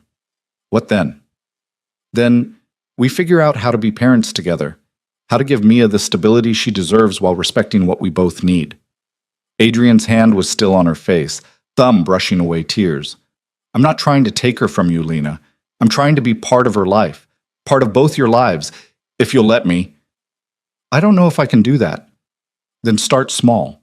Start with trusting me to keep you safe. We'll worry about everything else later. Before Lena could respond, a sound came from the hallway. They both turned to see Mia standing there, rabbit clutched to her chest, looking small and uncertain in her princess nightgown. Mama, why are you crying? Lena pulled away from Adrian, wiping her face as she stood. I'm okay, sweet girl. Just talking to Adrian. What are you doing up? I heard voices. Are you fighting? No, baby, we're not fighting. Mia looked between them with those two knowing eyes. You sound like you're fighting. Adrian moved toward Mia, crouching to her level. Your mama and I were just having a grown-up conversation. Sometimes grown-ups talk about serious things, and it can sound like fighting even when it's not. But I promise, everything's okay. Are you sure? Positive. Adrian held out his hand. Come on, let's get you back to bed. It's late. Mia took his hand without hesitation, and Lena watched them walk down the hallway together, her daughter and the man who'd been a stranger less than a week ago, already moving like they'd known each other forever. She followed them to Mia's room, standing in the doorway as Adrian tucked their daughter back into bed, with a gentleness that made Lena's throat tight. Will you stay until I fall asleep? Mia asked. Of course. Adrian settled into the rocking chair, the one that was identical to Lena's. Close your eyes. I'll be right here. Lena watched as Mia's breathing slowly evened out, as Adrian sat perfectly still in the darkness, keeping watch over his daughter like a guardian. and something in Lena's chest finally cracked open completely, letting in a truth she'd been fighting since that morning in the cafe. Adrian Moretti might be dangerous. He might have a past that still cast shadows, but he loved their daughter with a fierceness that matched her own. And maybe, just maybe, that was enough to build something on. When Mia was fully asleep, Adrian stood carefully and joined Lena in the hallway. They walked back to the living room in silence, both lost in their own thoughts. "Thank you," Lena said quietly, "for being good with her. Being good with her is the easiest thing I've ever done." Adrian's smile was soft. "She's incredible, Lena, and that's because of you, because of everything you've given her these past 4 years." The compliment landed differently than it had before, less like a manipulation, more like genuine gratitude. "I should try to sleep," Lena said. "Tomorrow's going to be another long day." "Lena," Adrian's voice stopped her. "What I said before, about being here to stay. I meant it. I know you need time to believe that, and I'll give you that time.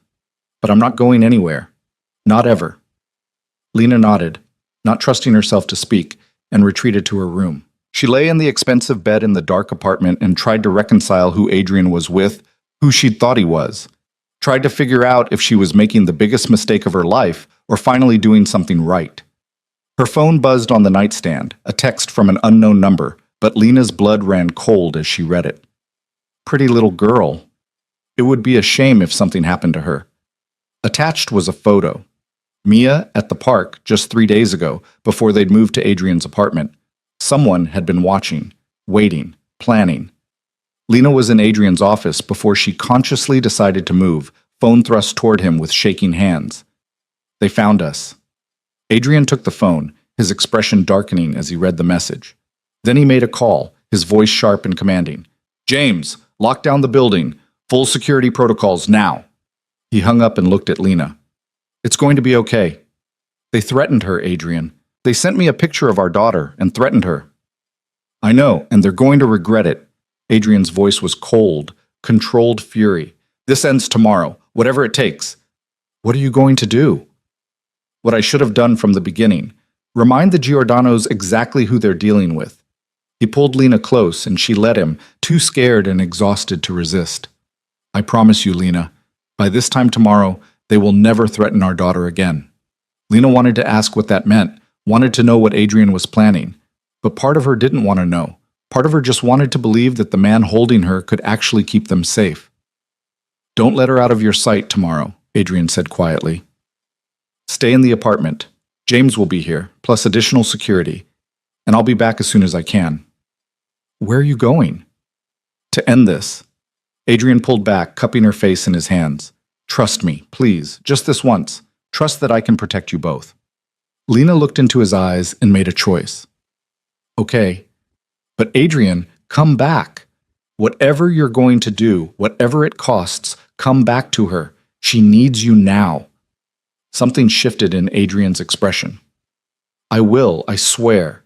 He kissed her forehead, a gesture so tender it made Lena's eyes burn, and then he was gone.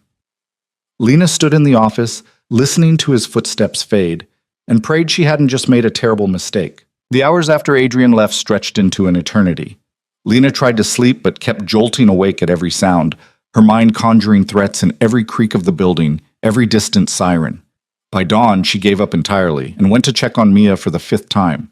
Her daughter slept peacefully, completely unaware that somewhere in the city, her father was dealing with men who'd threatened her life. James appeared at 7 with coffee and a carefully neutral expression. "Mr. Moretti asked me to check in. Everything okay here?"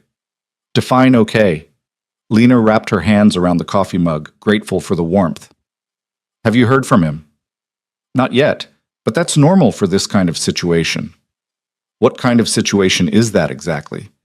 James hesitated, clearly weighing how much to say.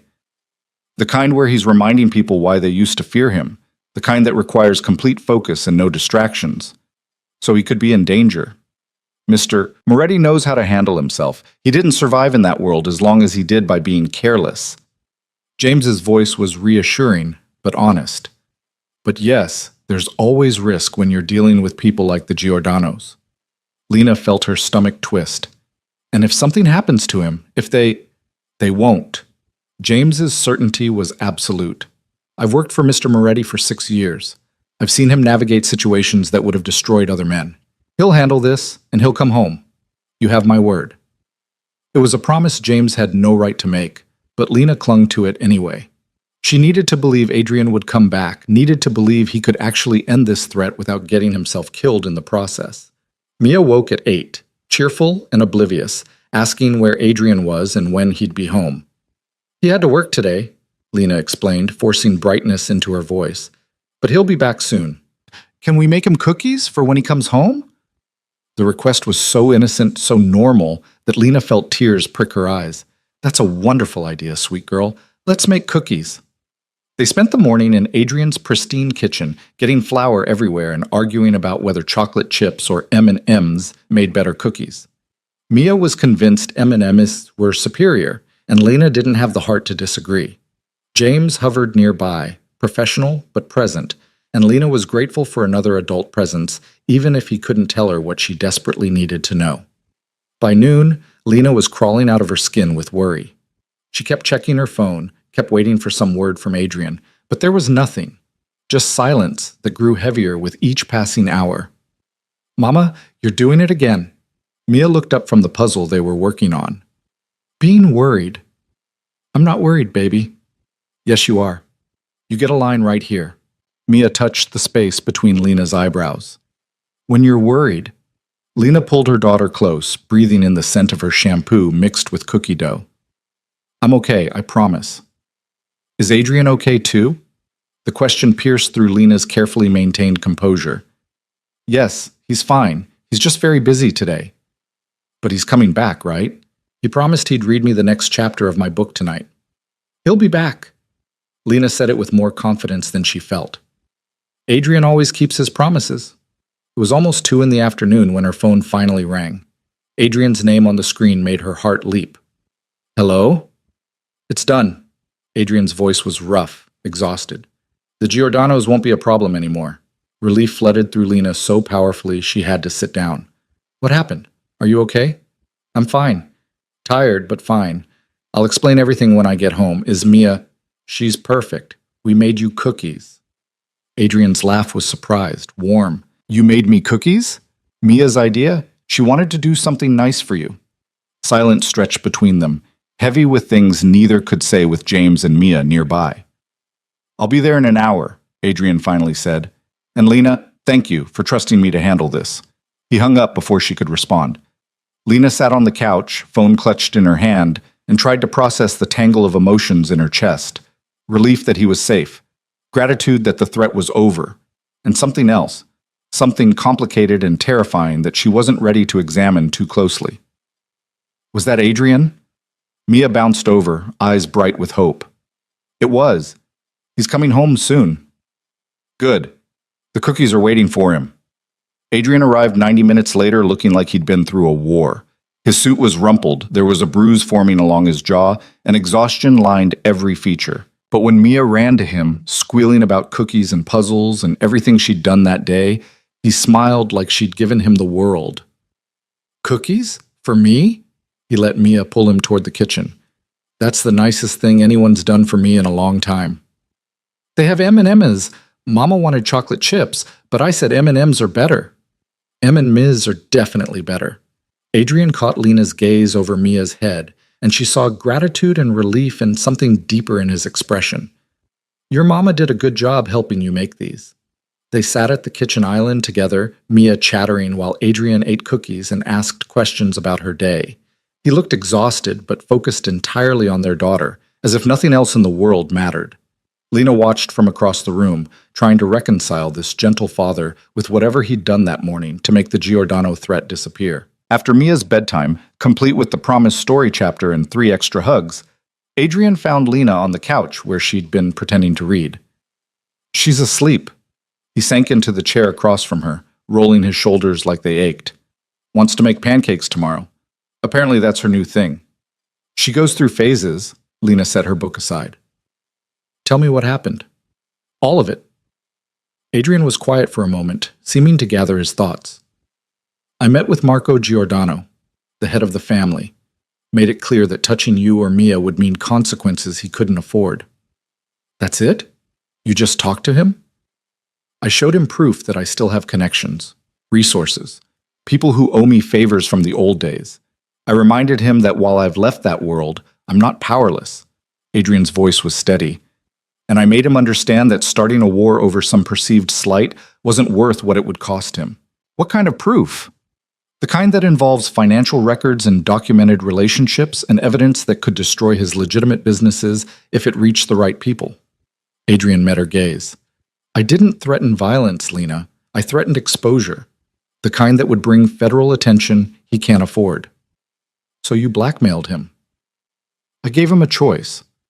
Leave us alone, or face consequences that would hurt him more than anything I could do with muscle.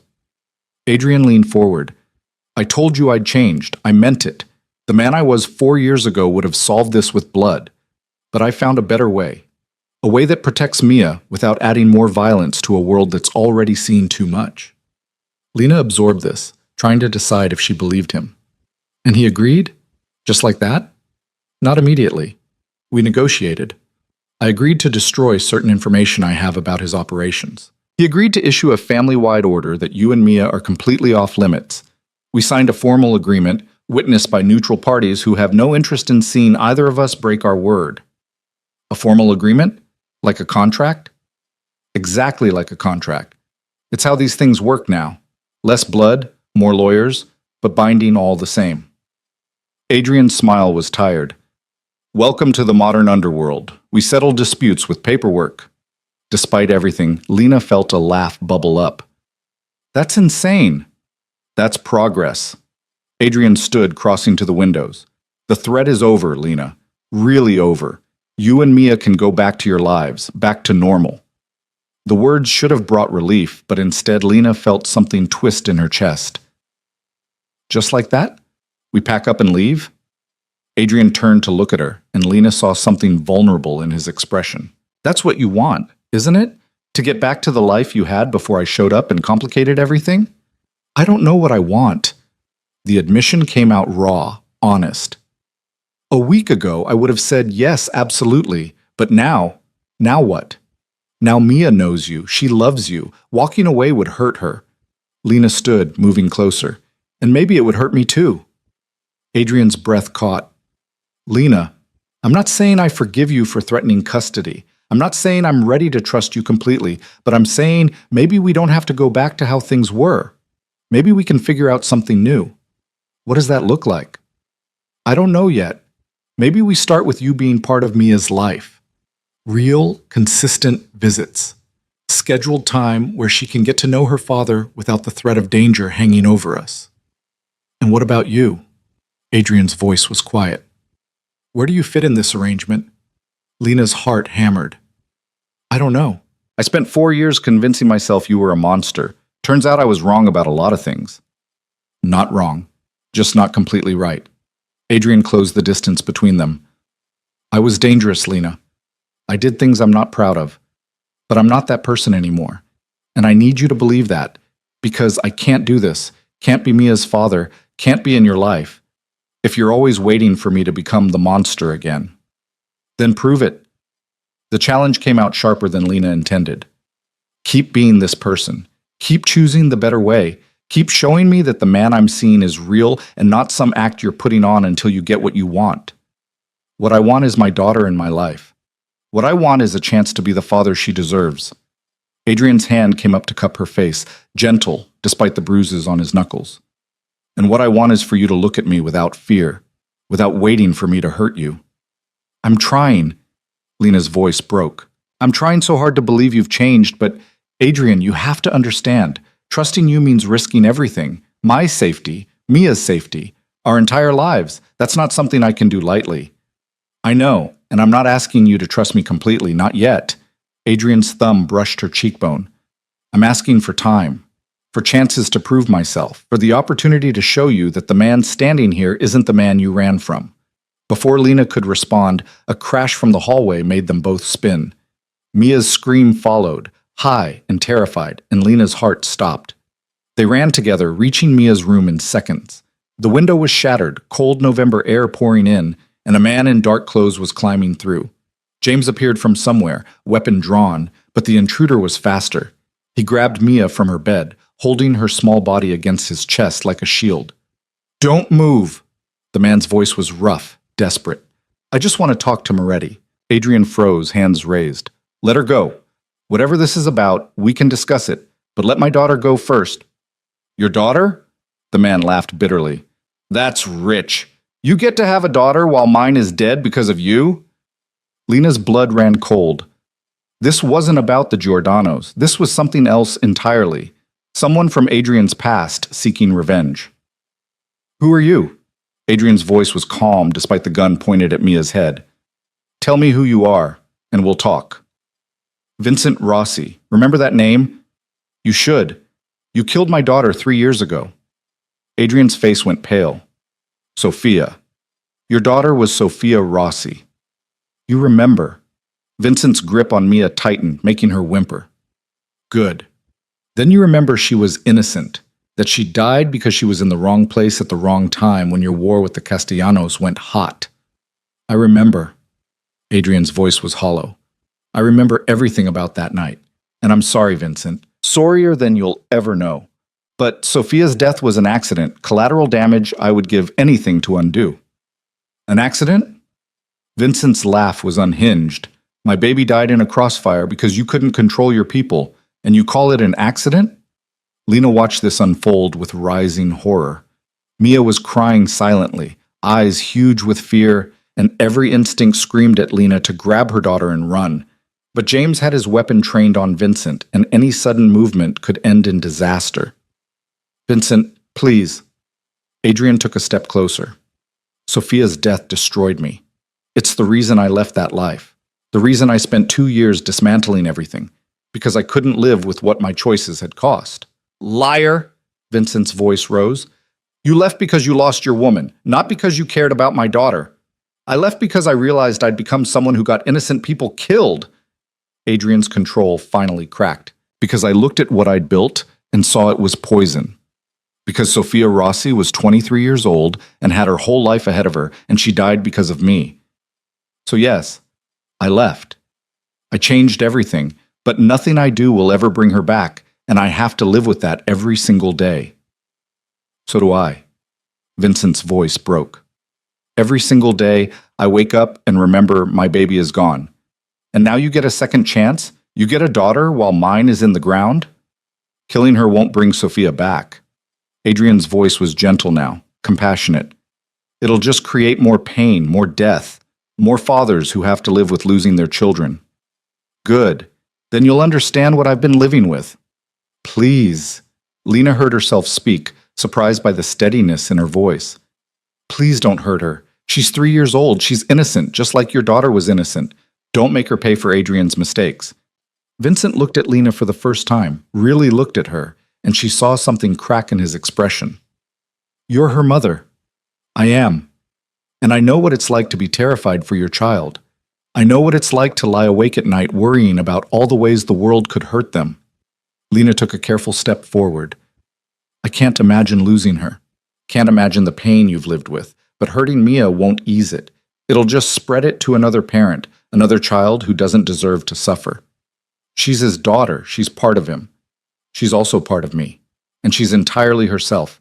A little girl who loves cookies and stories and making people smile. A little girl who hasn't hurt anyone." Lena's voice broke. "Please, let her go. Take me instead if you need to hurt someone. But let her go." "No!" Adrian's voice was sharp. "Lena, don't—" "She's my daughter." Lena cut him off. "I will do whatever it takes to keep her safe, even if that means taking her place." Vincent stared at her, weapon wavering. Mia was sobbing now, reaching for Lena with desperate hands. And Lena saw the exact moment Vincent's resolve crumbled, saw him look at this terrified 3-year-old and see his own daughter, saw him realize what he was about to become. "I'm sorry."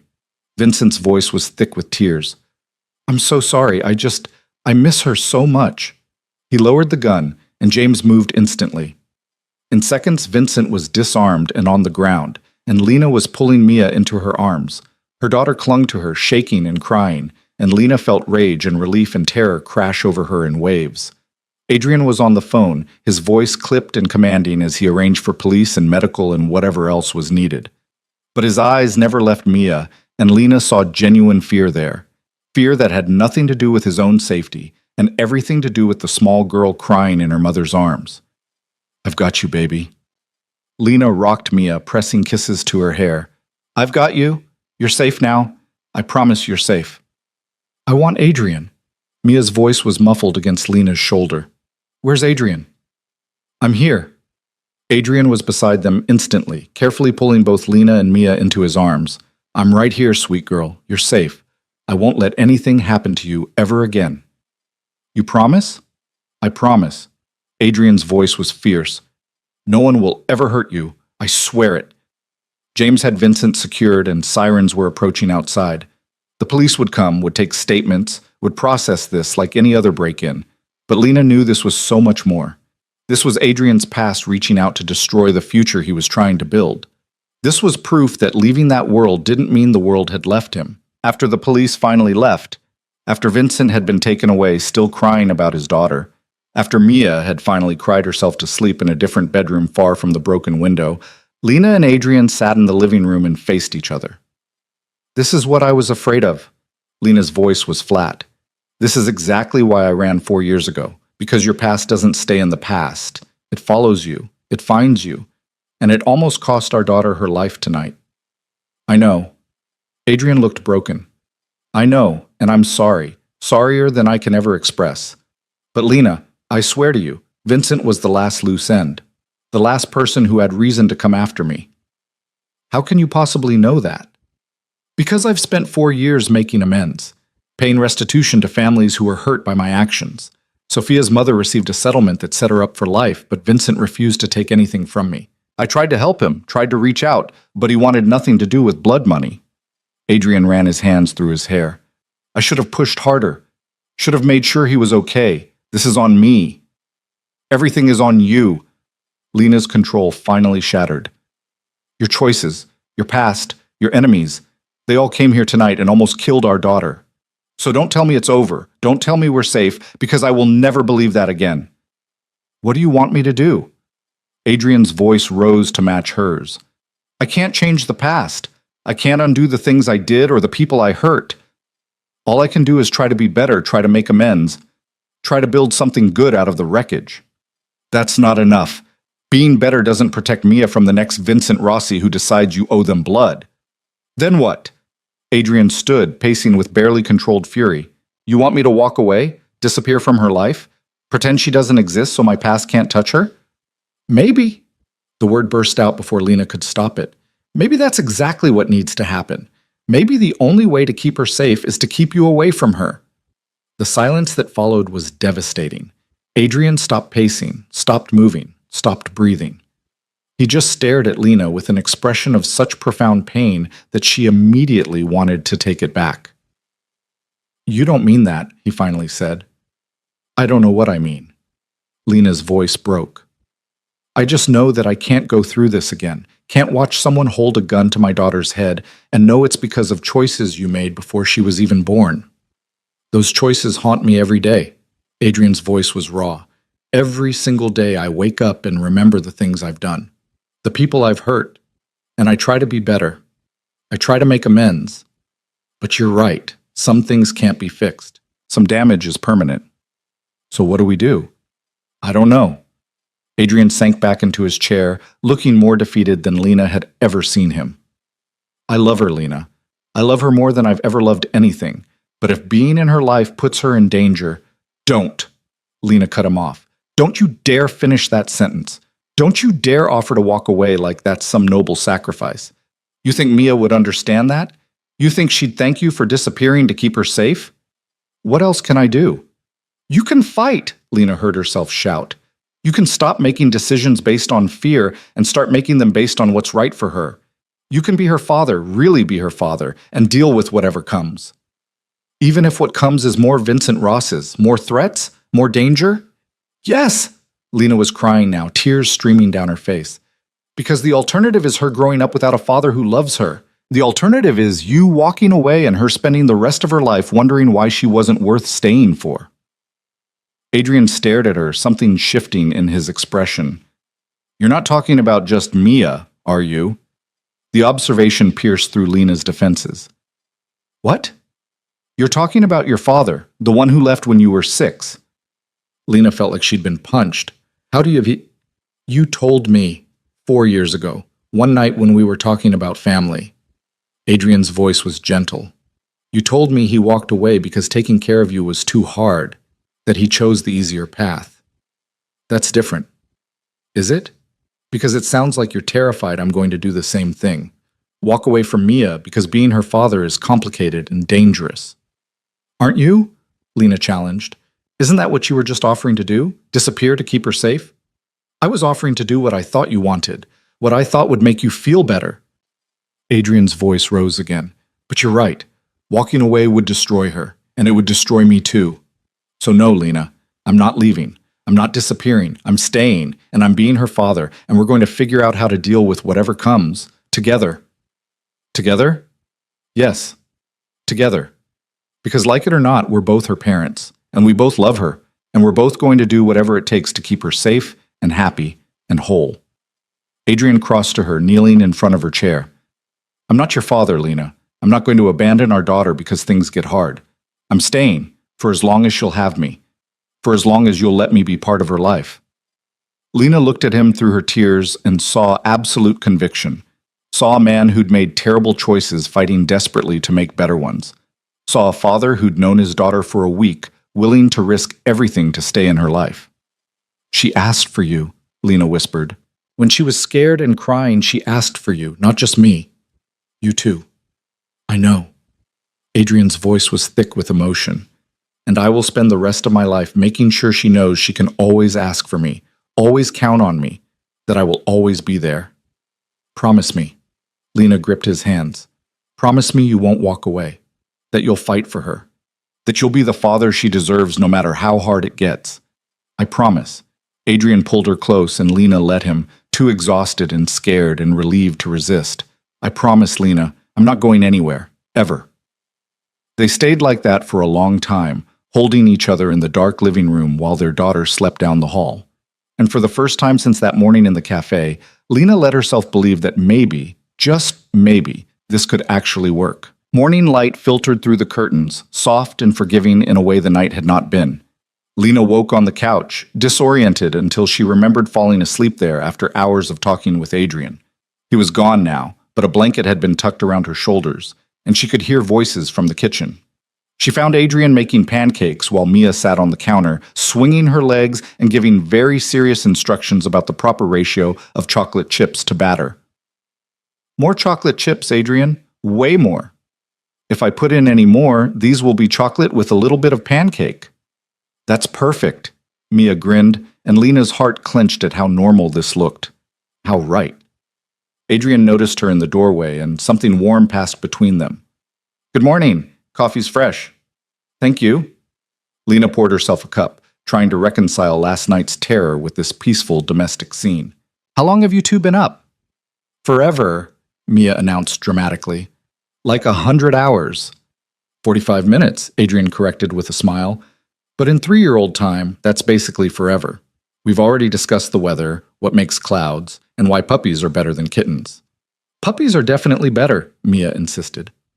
I don't know about that, Lena said, settling onto a stool. Kittens are pretty great. Mama, Mia looked betrayed. You're supposed to be on my side. I'm always on your side, sweet girl. I just also happen to like kittens. They ate breakfast together, the conversation light and easy, and Lena marveled at how Adrian had managed to make Mia feel safe again. There was no mention of broken windows or scary men, no acknowledgement of the trauma from 12 hours ago. Just pancakes and chocolate chips and a little girl who felt secure enough to argue about pets. After breakfast, while Mia was absorbed in coloring at the dining table, Adrian pulled Lena aside. We need to talk about what happens next. Lena's stomach tightened. Okay. The window's being repaired today. I've tripled security on the building, and I've made arrangements to ensure nothing like last night ever happens again. Adrian's voice was measured. But I also need to know what you want. Do you want to go back to your apartment? Stay here? Something else entirely? I don't know. Lena wrapped her arms around herself. Last night, I would have said I wanted to pack up and run as far as we could get, but this morning what? This morning, I watched you make pancakes with our daughter, and it felt like maybe we could actually do this, build something together. Lena met his gaze. But I'm still scared, Adrian. Terrified, actually. Of me. Of what being with you means. Of the risks. Of how much it would hurt Mia if this doesn't work out. Adrian was quiet for a moment. What if I asked you to stay, not because of danger or threats or protection, but because I want you both in my life? Really, in my life. As a family. Lena's breath caught. What are you saying? I'm saying I want to be Mia's father. Full-time, present, involved. I want to adopt her legally, give her my name, make sure she knows she's mine and I'm hers. Adrian stepped closer. And I want you to give me a chance to prove I can be someone you trust, someone you can build a life with. Adrian, I know it's fast. I know we have history that's complicated and messy. But Lena, these past few days with you both have been the best of my life. And I don't want to go back to the way things were. I can't. What about my apartment? My job? Mia's routine? Keep them all if you want, or change them. I'm not asking you to give up your life. I'm asking you to let me be part of it. Adrian's voice was earnest. We can figure out the details together, but I need to know if you're willing to try. Lena thought about the past week, about watching Adrian transform from a threat to a father, about seeing him gentle with Mia, protective of them both, willing to change everything to be better, about the way her daughter's face lit up when he walked into a room. I need time, she said finally. Time to process everything. Time to figure out what's best for Mia. How much time? I don't know. A few weeks? A month? Adrian nodded slowly. Okay. Take the time you need. But while you're thinking, stay here. Let me show you what this could look like. Let Mia get to know me better. And if at the end of it you decide you want to go back to your old life, I won't stop you. But I'll still want to be part of Mia's life. We'll work out custody and visitation and whatever else we need to make that happen. You'd really let us go? Just like that? If that's what you needed, yes. But I'm hoping you'll choose to stay. Before Lena could respond, Mia called out from the dining room. Mama, Adrian, come look at my picture. They went together and Mia showed them a crayon drawing of 3 stick figures holding hands. That's you, and that's me, and that's Adrian. We're a family. Lena felt tears prick her eyes. Adrian crouched down beside Mia, his expression soft. That's a beautiful picture, Mia. Can I keep it? Yes. You can put it in your office. Then you'll see it every day and remember us. I could never forget you. Adrian's voice was thick, not for a single second. Watching them together, Lena felt something shift in her chest. This was real. Adrian's love for Mia, Mia's trust in Adrian, the way they fit together like pieces that had always been meant to connect. And maybe she was part of that equation too. Maybe she could let herself trust this, trust him, trust that the future could be different from the past. The next week passed in a blur of domesticity that felt surreal. Adrian worked from home more, joining them for breakfast and dinner, reading bedtime stories with theatrical flair that made Mia giggle. Lena watched him navigate fatherhood with growing confidence, asking questions when he was unsure, deferring to her judgment on things like bedtime and vegetables, but also asserting himself in ways that showed he was taking this seriously. They fell into a rhythm. Mornings together, afternoons where Lena worked remotely while Mia played, evenings as a family. And slowly, carefully, Lena felt her walls coming down, felt herself starting to trust that this could work. On Saturday, Adrian suggested a trip to the zoo, the outing they'd planned before Vincent had shattered more than just a window. Are you sure it's safe? Lena asked. James will be with us, and I promise nothing will happen. We'll just be a normal family having a normal day. The zoo was crowded despite the cold, families bundled in winter coats enjoying the last decent weekend before December's bitter chills set in. Mia was beside herself with excitement, dragging them from exhibit to exhibit, asking 1,000 questions about every animal. Why do penguins waddle? Why are tigers orange? Can bears really hibernate for months? Adrian answered each question with patience, and when he didn't know the answer, he admitted it and they looked it up together.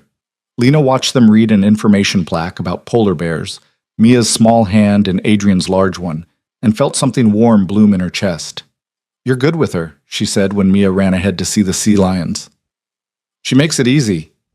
Adrian's gaze followed their daughter. "I keep waiting for it to feel overwhelming, but it doesn't. It just feels right. Even the hard parts? The questions at 2 in the morning, the tantrums when she doesn't get her way, the constant negotiations over vegetables? Especially those parts, because they mean I'm here for all of it, not just the fun moments." Adrian looked at Lena. "I want all of it, Lena. Every tantrum, every question, every messy, complicated, beautiful moment." "Why?" The question came out softer than she intended. "Why does this matter so much to you?" Adrian was quiet for a long moment, watching Mia laugh at the sea lions. "Because for most of my life, I built things that destroyed. Businesses that hurt people, relationships based on fear, an empire that left bodies in its wake. And then she exists." He gestured toward Mia, this perfect little person who's part of me but completely untouched by all the terrible things I've done. And being her father, really being her father, feels like a chance to create something good, something that matters in a way nothing else ever has. Lena felt tears sting her eyes. "She already loves you, you know, completely and unconditionally, the way kids love." "I know, and it terrifies me. Because what if I mess this up? What if I make the wrong choice and hurt her? What if—" "Adrian." Lena cut him off, surprising herself by taking his hand. "You're going to mess up. That's part of being a parent, but the fact that you're scared of hurting her means you're going to try your hardest not to. And that's all any of us can do." His hand tightened on hers. "Thank you for giving me this chance, for trusting me with her." "I'm trying to trust you with both of us," Lena admitted.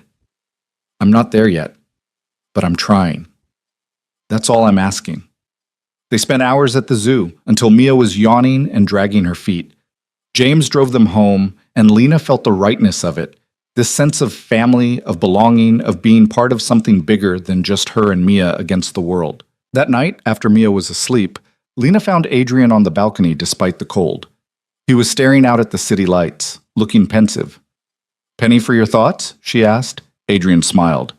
"Just thinking about how much has changed in 2 weeks, how completely my life has transformed." "Mine too." Lena leaned against the railing beside him. 2 weeks ago, I was convinced you were the biggest threat to Mia's safety. Now you're making her pancakes and teaching her about polar bears. Do you still think I'm a threat?" Lena considered the question honestly. "I think you're a risk, but maybe the good kind, the kind worth taking." "I'll take that." Adrian's voice was warm. "It's better than where we started." "Much better." Lena turned to face him. "Adrian, I need to tell you something about why I really ran 4 years ago." "Okay." "It wasn't just the phone call, wasn't just realizing what you did for a living." Lena took a breath. "It was because I was falling in love with you. Really, deeply in love. And that terrified me more than anything else." Adrian went very still. "Lena, let me finish. I've spent my whole life being careful, building walls, making sure I never needed anyone too much because everyone eventually leaves. And then you came along and demolished every defense I had. You made me feel things I'd never felt, made me want things I'd convinced myself I didn't need. And when I realized I was pregnant, when I understood what it would mean to tie myself to you forever, I panicked. Because loving you meant trusting you, and trust has never come easy for me. And now?" Adrian's voice was barely a whisper. "Now I'm trying to be brave, trying to believe that maybe this time the risk is worth it, that maybe you really have changed, and maybe we could actually build something real." Adrian cupped her face in his hands, his touch gentle despite the intensity in his eyes. "I love you, Lena. I've loved you since before you left, and I've loved you every day since. I know I have no right to ask for a second chance after everything I've done, but I'm asking anyway. Not just to be Mia's father, but to be part of your life too. To build something together that's stronger than our past." "I love you too," Lena whispered. "I'm scared to, but I do." "Then be scared with me. We'll figure it out together." Adrian kissed her then, gentle and careful and full of promise, and Lena kissed him back, letting herself hope that maybe this time love would be enough. The following weeks transformed their tentative arrangement into something that felt increasingly permanent. Adrian formally filed for paternity and began the adoption process, working with lawyers to establish his rights while being respectful of Lena's role as Mia's primary parent. They established routines: breakfast together every morning, dinner as a family most nights, weekends split between adventures and quiet time at home. Mia flourished under the attention of two parents who adored her. She started calling Adrian Daddy without prompting, the words slipping out naturally one morning over pancakes. Adrian had frozen, eyes shining with tears, and Mia had looked worried until he'd swept her into a hug and told her she'd just given him the best gift of his life. Lena went back to work at the flower shop part-time, and Adrian surprised her by buying the building and ensuring Margaret could keep running the business without worry of rent increases. It was a grand gesture that might have felt controlling if he hadn't presented it as an investment in something Lena loved rather than a way to influence her choices. "I'm not trying to control your life," he'd said when she'd questioned the purchase. "I'm trying to make your life easier. There's a difference. And if I decide I want to do something else, open my own shop or change careers entirely, then I'll support that too. This isn't about keeping you in one place, Lena. It's about giving you options." She'd believed him, was learning to believe him about most things, actually. The process was slow, marked by moments of doubt and old fears resurfacing, but Adrian was patient. He answered her questions honestly, including the hard ones about his past. He showed her financial records proving his legitimate businesses were thriving. He introduced her to people from his new life, business partners, friends, the lawyer handling his adoption petition. 2 months after that morning in the cafe, Adrian asked Lena and Mia to join him for lunch at his office. They arrived to find him waiting with a folder and an expression that was part nervous, part hopeful. "What's this?" Lena asked as Mia immediately started exploring the office with its fascinating grown-up supplies. "The adoption papers. They're ready to be filed." Adrian opened the folder, showing her documents that would legally make him Mia's father. "But before I submit them, I wanted your blessing. Really, your blessing, not just legal agreement." Lena read through the papers, seeing her daughter's name next to Adrian's, seeing the permanence this would create. "You're sure about this? Once you file these, you're committed. You can't walk away." "I've never been more sure of anything." Adrian's voice was firm. "Mia is my daughter. I want that recognized legally, but more importantly, I want her to know she can count on me forever, that I'm choosing her, permanently and without reservation. She's gonna have your name. If that's okay with you, Mia Moretti." Adrian tested the sound. "I like how it sounds. But if you'd rather she keep Carter or hyphenate, I'm open to that too." Lena thought about it, about what this meant, about the little girl who'd lived her whole life as Mia Carter becoming Mia Moretti, about tying her daughter to this man in the most permanent way possible. "Mia Moretti," she said finally. "It does sound right." Adrian's smile was brilliant. "Thank you for trusting me with this, with her. Just promise me one more time that you're not going anywhere. That when things get hard, when being a father is exhausting and thankless and frustrating, you won't bail." "I promise." Adrian took her hands. "I'm here for every moment, Lena. Every good day and every hard one. Every milestone and every setback. I'm her father, and that's forever." Mia chose that moment to discover Adrian's office chair, spinning in circles and shrieking with delight. They both laughed, and Adrian went to help her before she spun herself dizzy. Watching them together, Lena felt the last of her resistance crumble. This was her family now. Imperfect, complicated, built on second chances and hard-won trust, but real. The adoption was finalized on a Tuesday in March. The judge was kind, asking Mia simple questions about whether she wanted Adrian to be her daddy officially, and Mia had nodded enthusiastically. "He already is my daddy. We're just making it official." The judge had smiled and signed the papers, and just like that, Adrian Moretti became Mia's legal father. They celebrated at Mia's favorite pizza place, and Lena watched her daughter glow under the attention of both her parents, secure in a way she'd never quite been before. That night, after Mia was asleep, Adrian found Lena on the balcony again, their spot for serious conversations. "I have something else to ask you," he said, sounding nervous in a way she rarely heard from him. "Okay. Move in with me. Officially. Not because of danger or protection or temporary arrangements, but because this is your home too. Because I want to wake up with you here every morning and know that we're building this life together." Lena had known this was coming, but still felt her heart race. That's a big step. It is. And I know you might not be ready. But Lena, I love you. I'm in love with you. And I want us to be a real family, not just co-parents who happen to live together, but partners. People who choose each other every day. What if it doesn't work? What if we drive each other crazy? Then we'll figure it out. We'll argue and compromise and learn how to be together. But I'd rather try and struggle than play it safe and wonder what we could have had. Lena looked at him, this man who'd changed everything and made her choice. Okay. Okay? Okay, I'll move in, officially, as your partner, not just Mia's mom. Adrian pulled her into his arms, holding her like she was precious. Thank you for taking this chance, for trusting me with your heart and Mia's. Don't make me regret it, Lena warned, but she was smiling. Never, I promise. They moved her things from the apartment the following weekend, Mia helping by carrying her stuffed animals and giving directions on where everything should go. The transition was surprisingly smooth, and within a week, it felt like they'd always lived this way, like this had always been home.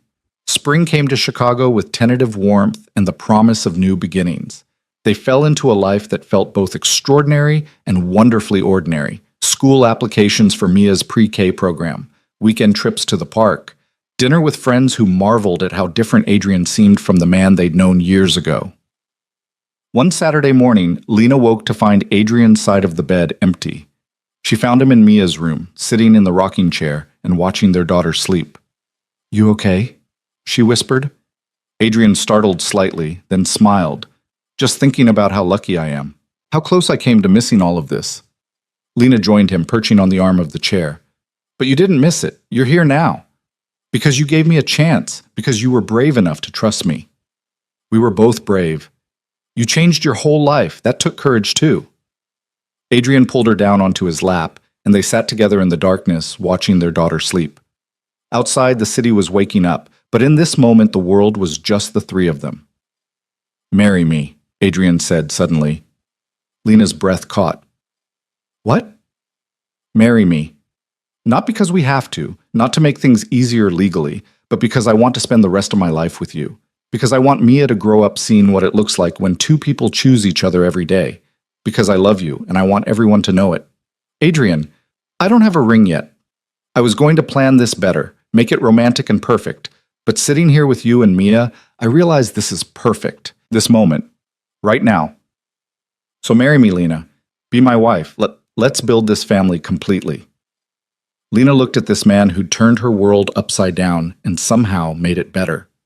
Who'd proven that people could change, that second chances were worth taking, that love could grow even in the wreckage of past mistakes. Yes, she whispered. Yes, I'll marry you. Adrian kissed her then, gentle and thorough and full of promises for the future. When they pulled apart, Mia was awake, watching them with sleepy confusion. Why are you kissing in my room? She asked. Because I just asked your mama to marry me, and she said yes, Adrian explained. Mia's eyes went wide. Really? We're going to be a forever family? We already are a forever family, sweet girl. This just makes it official. Mia launched herself at them, and they caught her together, the three of them tangled in the rocking chair, laughing and crying and holding each other close. 6 months later, they stood in a small garden ceremony surrounded by people who mattered. Margaret cried through the entire wedding. James stood as Adrian's best man, looking uncomfortable in a tux, but genuinely happy for his employer. And Mia served as flower girl, taking her job very seriously and only stopping to wave at Adrian twice during the processional. Lena wore a simple cream dress, and Adrian looked devastating in a charcoal suit, and when they said their vows, there wasn't a dry eye in the garden. I promise to choose you every day, Adrian said, to be the partner you deserve and the father Mia needs, to build our life on truth and trust and love that's stronger than our past. I promise to trust you with my heart, Lena responded, to be brave enough to stay when things get hard and to believe in us even when I'm scared, to build this family with you, one day at a time. They sealed their promises with a kiss, and Mia cheered louder than anyone, proud of her parents for making it official. The reception was small and perfect. They danced under string lights as the sun set, Mia spinning between them, and Lena felt a peace she'd never known before. This was home. Not the apartment or the penthouse, but wherever the three of them were together. Later that night, after the guests had left and Mia was asleep in the hotel room they'd booked for the occasion, Lena and Adrian stood on the balcony and looked out at the city. "No regrets?" Adrian asked. "Not a single one. You?" "Only that I didn't find you sooner, that I wasted time being someone who scared you away. But you found us eventually, and you became someone worth staying for." Lena leaned into him. "That's what matters." "We should take a trip," Adrian said suddenly. "The three of us. Somewhere Mia's never been. Start building those memories I promised her at the park." "Where?" "Anywhere you want. Europe, Asia, or just a cabin in the woods where we can be together without the world watching. I don't care where we go as long as we're together." "A cabin sounds perfect. Somewhere quiet where Mia can run around and we can just be a normal family." "There's nothing normal about us," Adrian teased, "but I'll take it." They booked the cabin for the following month, and it became the first of many trips. They built a life together filled with ordinary moments that felt extraordinary because they'd fought so hard for them. Breakfast together every morning, bedtime stories every night, weekend adventures and quiet evenings at home.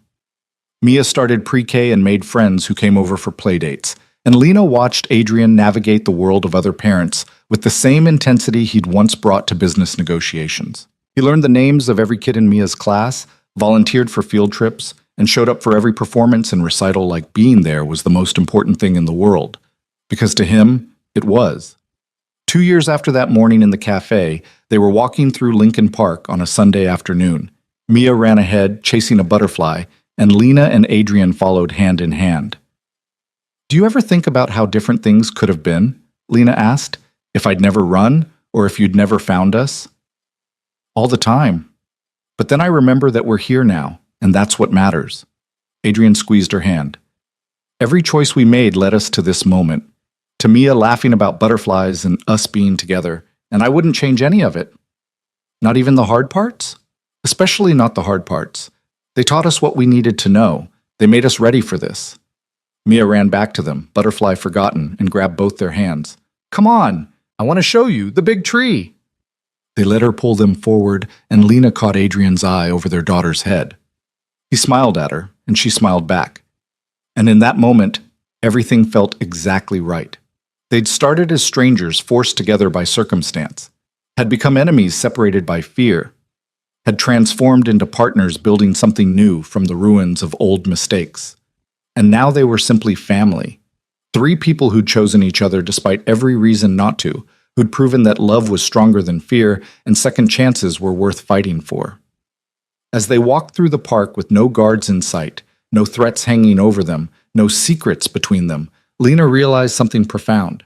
She'd spent 4 years running from Adrian to keep Mia safe. But safety wasn't about distance or hiding or protecting her daughter from risk. Safety was this: being with people who loved her unconditionally, having a father who showed up every single day, building a life on truth instead of lies. Safety was choosing to stay. And looking at her family, her husband, her daughter, the life they'd built together, Lena knew she'd finally made the right choice. Not because it was easy or safe or perfect, but because it was real.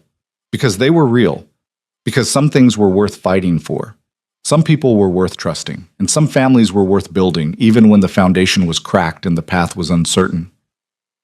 They walked home together as the sun set over Chicago, 3 people who'd found each other against all odds and chosen to stay. And in the end, that choice, the choice to love, to trust, to build something beautiful from broken pieces, was the only one that mattered.